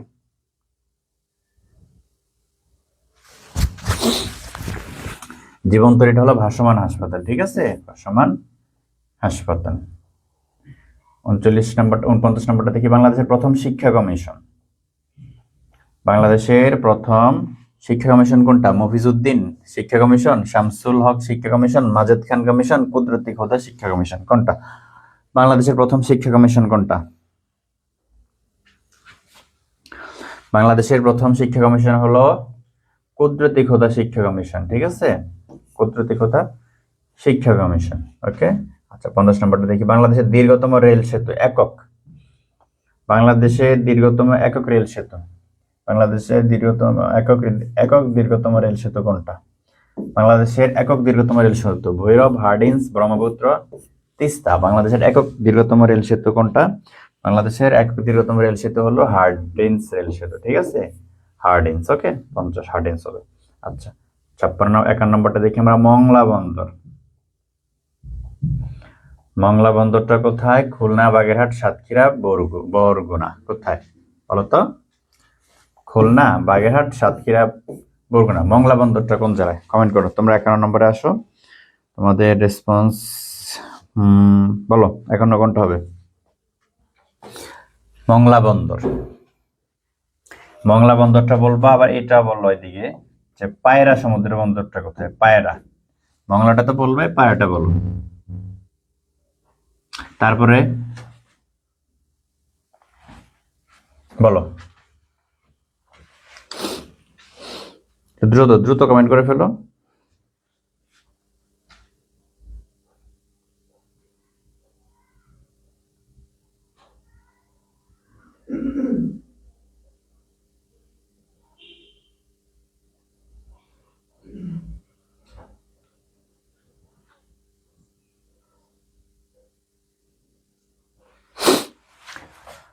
মংলা বন্দরটা কোথায়? 51D। মংলা বন্দর বরগুনায়? বরগুনায় কোনো বন্দর আছে? বন্দর নাই তো। মংলা বন্দরটা কোথায়? পায়রাটা কোথায়? তারপরে বলবো তুমি চট্টগ্রাম বন্দর, তো চট্টগ্রাম এটা আমরা জানি। আর বলবো মাতারবাড়িটা কোথায়? মাতারবাড়ি গভীর সমুদ্র বন্দর। হ্যাঁ,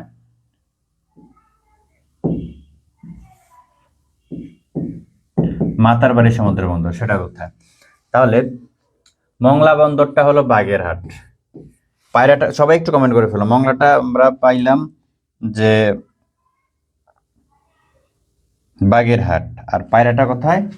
পটুয়াখালী। ঠিক আছে, পায়রাটা পটুয়াখালী। ওকে, পটুয়াখালী। আর মাতারবাড়িটা হলো কক্সবাজারের মহেশখালী উপজেলা। আমরা কক্সবাজার লিখি। হ্যাঁ, কক্সবাজার জেলার মহেশখালী উপজেলা অবস্থিত মাতারবাড়ি সমুদ্র বন্দর, গভীর সমুদ্র বন্দর। ওকে, আচ্ছা।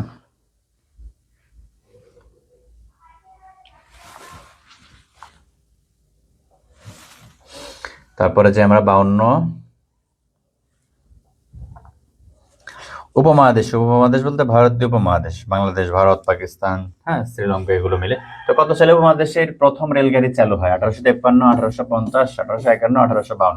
কত সালে এই উপমহাদেশে প্রথম রেলগাড়ি চালু হয়? বলো কোনটা হবে?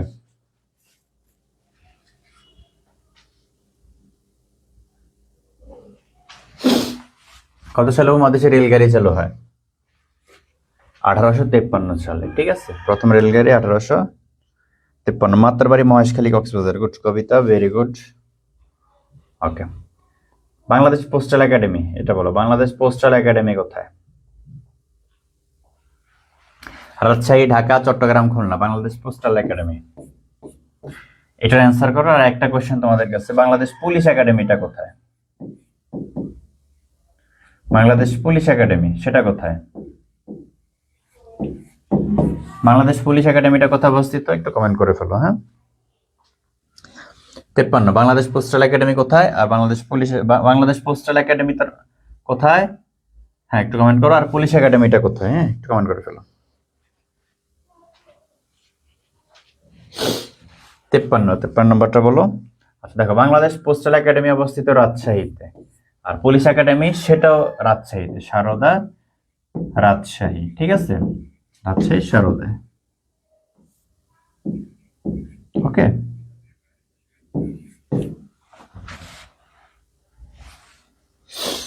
53 চট্টগ্রাম। পোস্টাল একাডেমি চট্টগ্রাম হবে। নূরে জান্নাত, না না না। কবিতা ইসলাম, না। নূরে জান্নাতি, হ্যাঁ, নূরে জান্নাতির অ্যান্সার ঠিক আছে। Rajshahi, postal academy Rajshahi. ঠিক আছে, আচ্ছা। বাংলাদেশের রেলওয়ে সর্ববৃহৎ কারখানা। বাংলাদেশ রেলওয়ে সর্ববৃহৎ কারখানা, এটা 15তম বিসিএসে আসছিল। কোথায়? চট্টগ্রাম, পাকশি, সৈয়দপুর, দিনাজপুর। বাংলাদেশ রেলওয়ে সর্ববৃহৎ কারখানা কোথায়? 54 নম্বরটা একটু বললো। হ্যাঁ,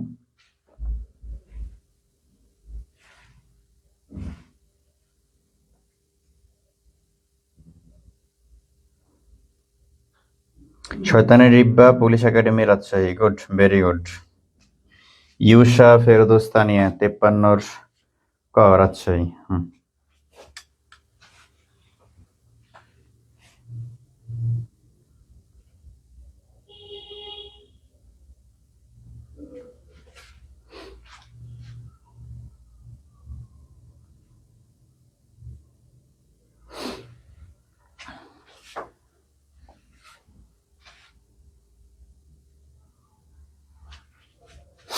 তা বাংলাদেশ রেলওয়ে সর্ববৃহৎ কারখানা কোথায়? সৈয়দপুর। ঠিক আছে, 4C। আচ্ছা, বিটিআরসি এর পূর্ণরূপ কি? বলো।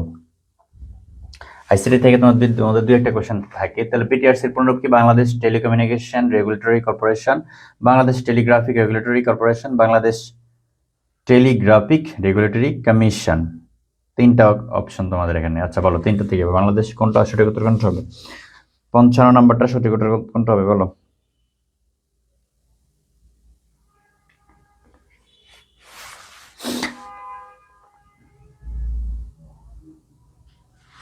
পঞ্চান্ন কোনটা হবে? বলো, 55 সঠিক উত্তর কোনটা হবে? বলো তো। বিটিআরসির ফুল মিনিংটা কি?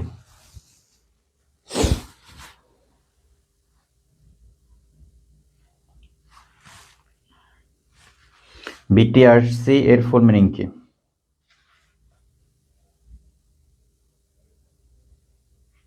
বলতো। কবিতা 550-এর এ, সানজিদা 550-এর এ, নাদিরা নেহা 550-এর 20। সবার উত্তর ভুল। আমাদের এখানে বিটিআরসির পুনরূপ সঠিক উত্তরটা এখানে নাই। এটাও হবে না, এটাও হবে না, এটাও হবে না, সঠিক উত্তর নাই। সঠিক উত্তর তাহলে কি হবে? সঠিক উত্তর হবে যে বাংলাদেশ টেলিকমিউনিকেশন রেগুলেটরি কর্পোরেশনের জায়গায় জাস্ট তুমি বলবা যে কমিশন। ঠিক আছে, এখানে কি বলবো তুমি? কমিশন।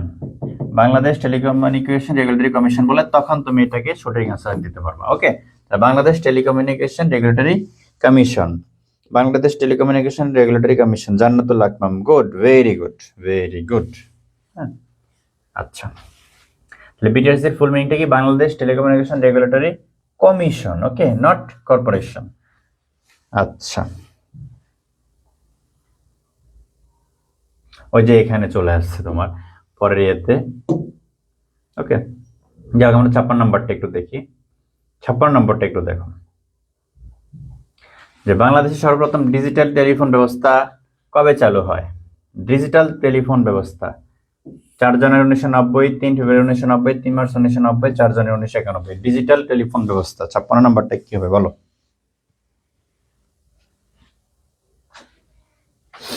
4 জানুয়ারি 1990। ঠিক আছে, 56 এ হবে, মনে রাখবা। 4 জানুয়ারি 1990 সালে সর্বপ্রথম বাংলাদেশে ডিজিটাল টেলিফোন ব্যবস্থা চালু হয়। বাংলাদেশ পরমাণু শক্তি কমিশন গঠিত কত সালে? 27তম বিসিএসে আসছে, গুরুত্বপূর্ণ। 1972, 1973, 1975, 1997। বাংলাদেশ পরমাণু শক্তি কমিশন 7 নম্বরটা বলো। Kabita Islam, Bangladesh telecommunication regulatory commission, good, very good. 7 নম্বরটা একটু বলো তো, বাংলাদেশ পরমাণু শক্তি কমিশন গঠিত কোন সালে? 1973 সালে। ঠিক আছে, আচ্ছা। 18 নম্বরে চলে যাই আমরা। কোথায় দিন রাত্রি সব সমান? দিনও সমান, রাতও সমান। কোথায় দিন রাত সব সমান? কোথায়? বাংলাদেশে এক সময় আমরা দেখি দিন বড় রাত ছোট, রাত বড় দিন ছোট, তাই না? এরকম হয়। তাহলে দিন রাত্রি সব সমান কোথায় বলো? 18 নম্বরটা বলো।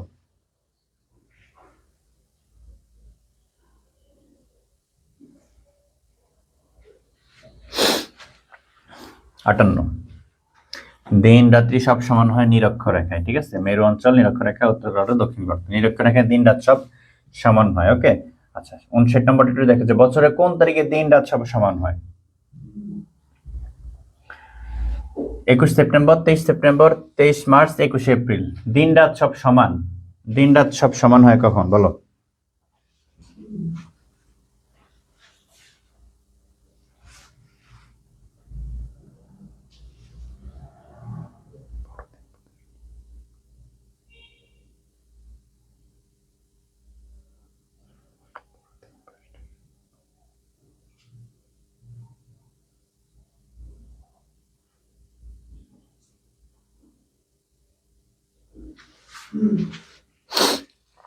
বছরের কোন তারিখ দিবারাত্রি সব সমান?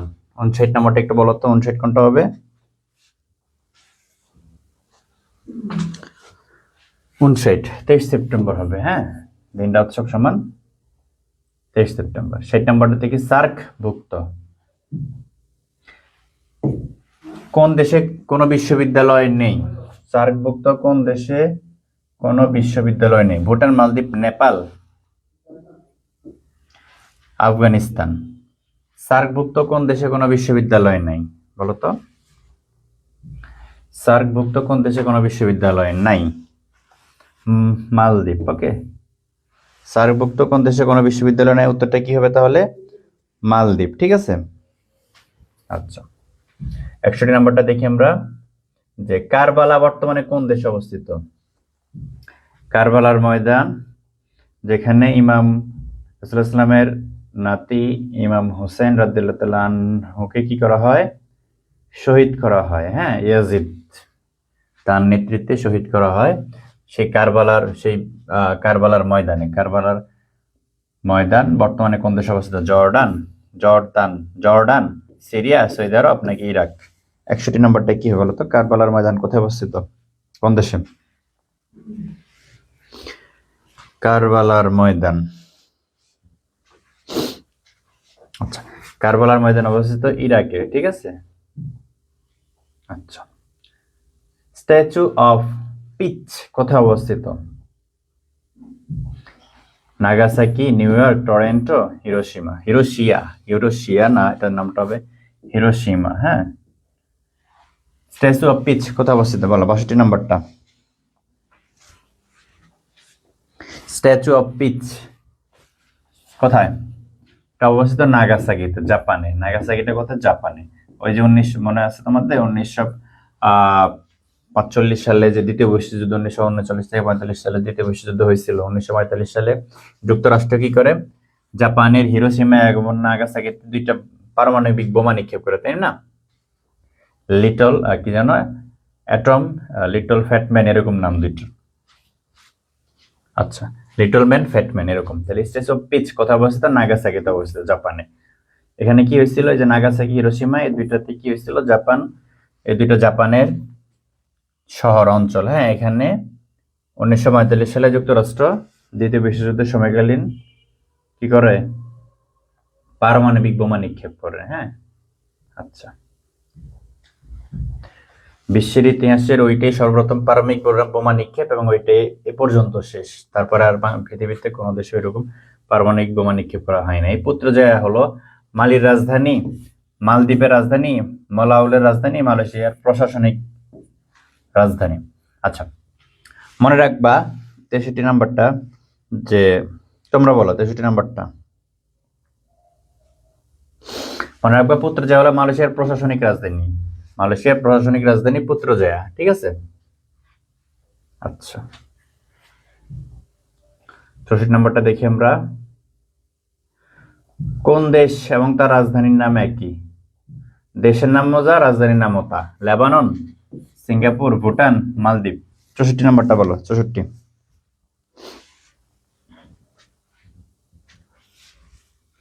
কোন দেশ ও তার রাজধানীর নাম একই? 64 একটু রেসপন্স করো।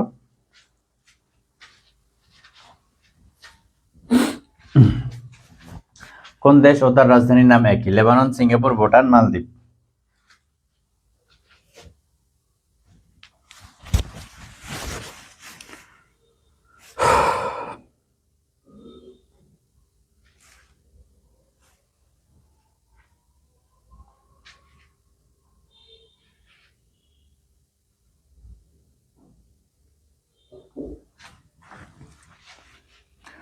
চৌষট্টির খ, Singapore. Good, very good. Jannatul Akmam, good. Singapore. কোন দেশ ও তার রাজধানীর নাম একই? Singapore. Okay. The name of the capital of Finland. ফিনল্যান্ডের রাজধানীর নাম কি? Copenhagen, Berlin, Helsinki, Hague. ফিনল্যান্ডের রাজধানীর নাম কি? বার্লিন, হেলসিঙ্কি, নাকি হেগ, নাকি কোপেনহেগেন? কোনটা হবে বলো? ফিনল্যান্ডের রাজধানীর নাম কি? 65 নম্বরটা কোনটা হবে?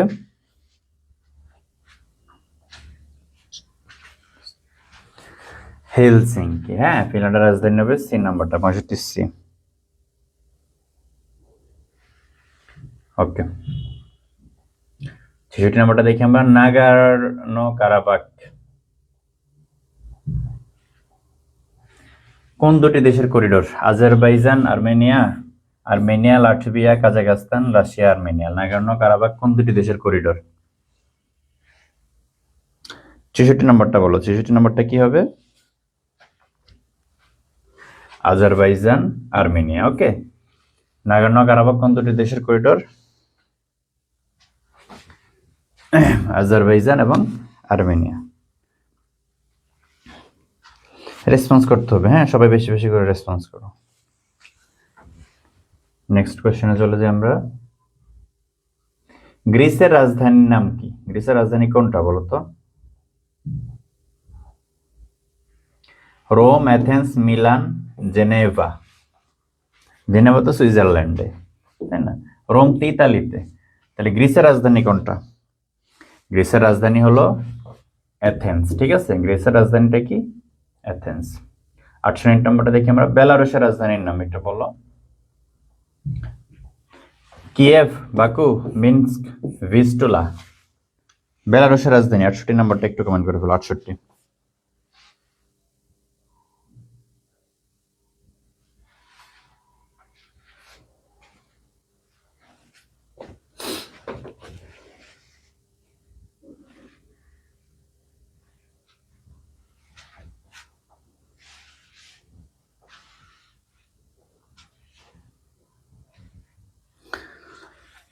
বেলারুশের রাজধানীটা কি হবে? শয়তানের ডিব্বা এথেন্স। সাফায়াত আহমেদ 2, সঞ্জিদা বি 67। 68 নাম্বারটা বলে বেলারুশের রাজধানী। বেলারুশের রাজধানী হলো মিনস্ক, ঠিক আছে, মিনস্ক। ওকে, আচ্ছা। The capital city of Zimbabwe. জিম্বাবুয়ের রাজধানী কোনটা বলো? অ্যাডিস আবাবা, হারারে, ঢাকার, নন অফ দিস, নাই কোনোটাই না। জিম্বাবুয়ের রাজধানী কোনটা? 69 নাম্বারটা বলো। জিম্বাবুয়ের রাজধানী, জিম্বাবুয়ের রাজধানী কোনটা?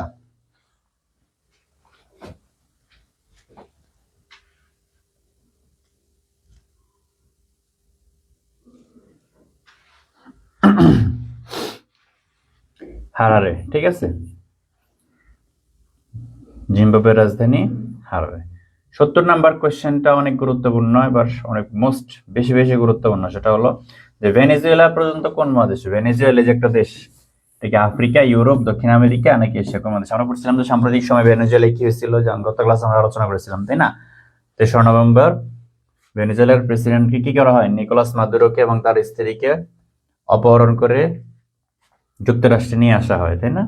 বিশ্বের ইতিহাসে এই প্রথম কোন দেশের কোন সার্বভৌম স্বাধীন কোন রাষ্ট্রের প্রেসিডেন্ট এবং তার ওয়াইফকে এইভাবে হেলিকপ্টারে করে অপহরণ করে নিয়ে আসার ইতিহাস পৃথিবীতে এই প্রথম। হ্যাঁ, তো ভেনেজুয়েলা প্রজাতন্ত্র কোন মহাদেশে অবস্থিত? আফ্রিকা, ইউরোপ, দক্ষিণ আমেরিকা নাকি এশিয়া? 70 কোনটা হবে বলো?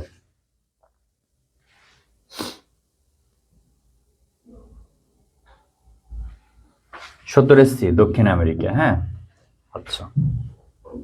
তারপরে দেখি আমরা বিশ্বের সর্বাপেক্ষা সরু দেশ। বিশ্বের সর্বাপেক্ষা পেরু, মেক্সিকো, মাদাগাস্কার, চিলি। 71 নাম্বারটা বলো তো।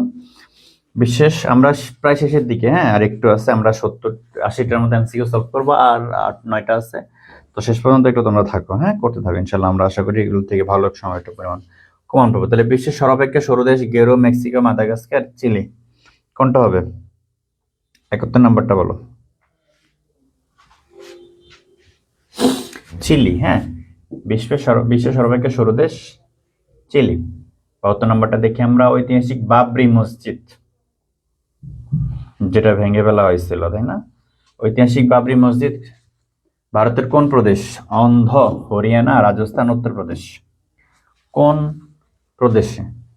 জেলাটার নাম আমি বলে দিই তোমাদেরকে, অযোধ্যা। হ্যাঁ, অযোধ্যা জেলা। এখন এই জেলাটা কোন প্রদেশে?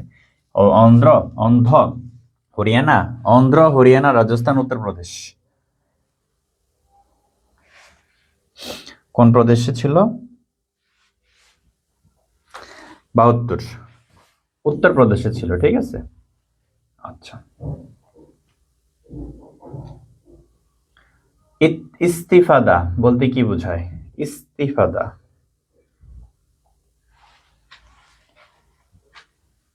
যুদ্ধ, শান্তি, অভ্যুত্থান, কূটনীতি। একটা হলো ইস্তিফাদা, আর একটা বলবো তোমাদের আমি ইস্তফা। ইস্তফা বলতে কি বোঝায়, আর ইস্তফা বলতে বোঝায়, মনে রাখবা, যে অব্যাহতি, যে আমি এই পদ থেকে অব্যাহতি দিলাম, ইস্তফা দিলাম, ঠিক আছে। আচ্ছা, আর ইস্তিফাদা বলতে কি বোঝায়? যুদ্ধ, শান্তি, অভ্যুত্থান, কূটনীতি। কোনটা বলো? ইস্তিফাদা বলতে কি বোঝায়?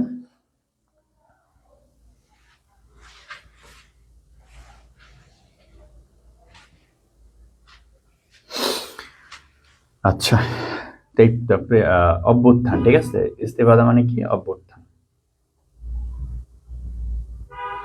ফরাসি বিপ্লব সংঘটিত হয়েছিল কত সালে? 1640, 1769, 1789, 1815। ফরাসি বিপ্লব হয়েছিল কত সালে এবং কার নেতৃত্বে? কমেন্ট করে ফেলো।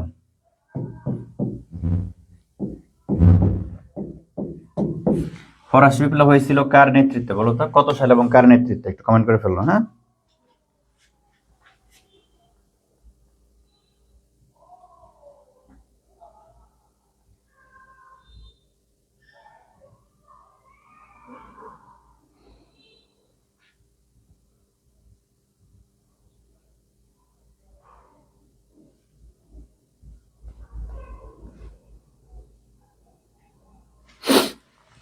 ফরাসি বিপ্লব কত সালে সংগঠিত হয়েছিল? 1640, 1769, 1789, 1815, এবং কার নেতৃত্বে, একটু কমেন্ট করে ফেলো।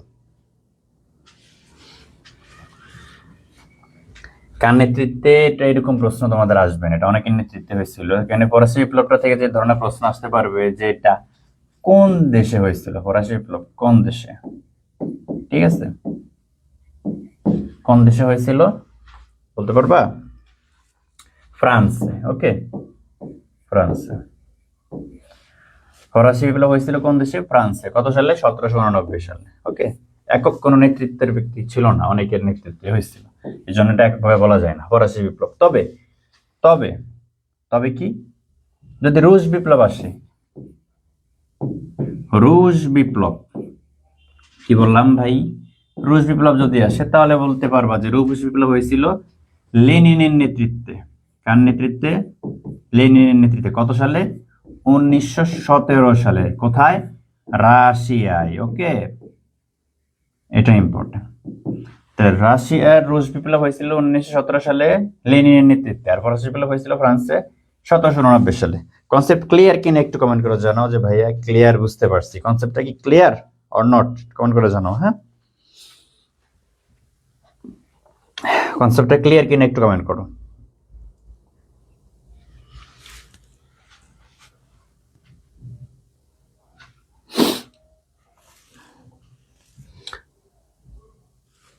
আচ্ছা, এই যে এখানে চলে আসছে যে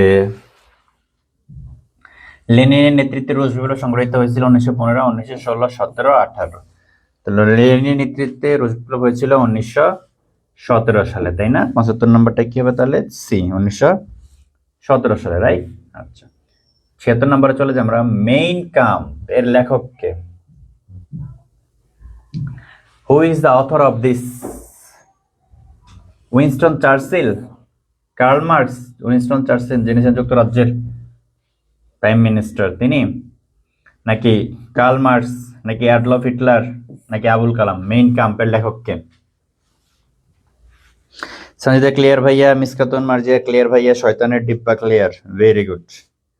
হ্যাঁ, আচ্ছা, তাহলে 76 নম্বরটা একটু বলো। হ্যাঁ, যে মেইন কাম্পের লেখকটা কি হবে? মনে রাখবা এটা একটা আত্মজীবনীমূলক গ্রন্থ। আত্মজীবনীমূলক গ্রন্থ। কার আত্মজীবনীমূলক গ্রন্থ? সে আর কেউ নাই, তিনি হলেন বিখ্যাত সেই অ্যাডলফ হিটলার, যিনি কি করেছিলেন? 60 লক্ষ ইহুদি হত্যা করেছিলেন। হলোকাস্ট বলে যেটাকে, গণহত্যা, হলোকাস্ট। হ্যাঁ, গণহত্যা। কি গণহত্যা করছিল? যে 60 লক্ষ ইহুদি মারছিল, 6 মিলিয়ন, 6 মিলিয়ন বা 60 লক্ষ ইহুদি মারছিল হিটলার, তাই না? 6 মিলিয়ন। ওকে, আচ্ছা, অ্যাডলফ হিটলারের আত্মজীবনীমূলক গ্রন্থ মেইন ক্যাম্প। ওকে, বুঝতে পারছি 76 নম্বরটা?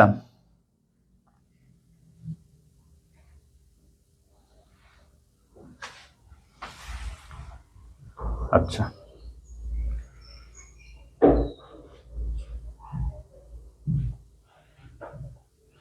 ইউরোপিয়ান রেনাইসেন্স রিফার্স টু, ইউরোপীয় যে রেনেসা হয়েছিল, নবজাগরণ হয়েছিল, সেটা কি জন্য হয়েছিল? সেটা কি রিলিজিয়াস রিফর্মস ইন ইউরোপের ধর্মীয় পুনর্গঠনের জন্য, নাকি European conquest of the Americas, নাকি তোমার কি বলে regeneration of the arts and literature starting in Italy, নাকি unification of certain European states?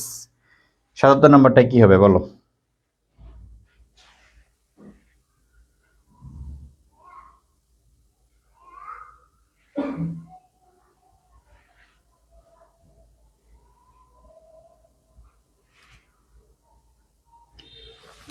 ইউরোপের রেনেসাটা হয়েছিল রিজেনারেশন, সে নাম্বারটা, of the arts and literature starting in Italy. Okay, আচ্ছা, 68 নম্বরটা দেখি আমরা, ফ্যাসিজম। ফ্যাসিজম, হ্যাঁ, ফ্যাসিজমের প্রবর্তক কে? Hitler, general Franco, Stalin, Mussolini? বলো, ফ্যাসিজমের প্রবক্তা কে?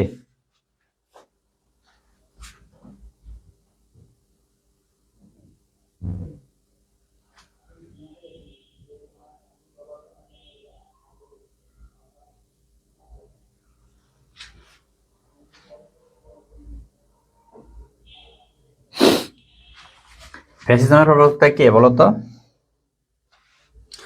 মুসোলিনি, ঠিক আছে। ইতালি, কোন দেশের? ইতালির ফ্যাসিস্ট পার্টির প্রধান, প্রতিষ্ঠাতা। ইতালির ফ্যাসিস্ট পার্টির প্রধান বা প্রতিষ্ঠাতা কে ছিল? মুসোলিনি। তাহলে ফ্যাসিজমের অর্থ কে? মুসোলিনি, ঠিক আছে।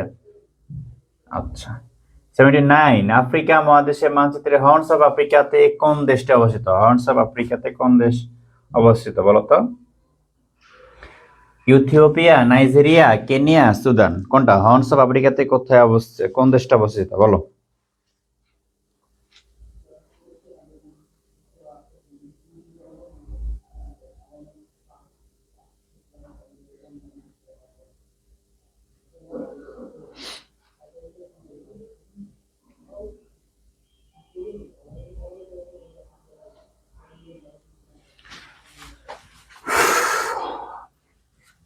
কোনটা হবে? 679টা বলো।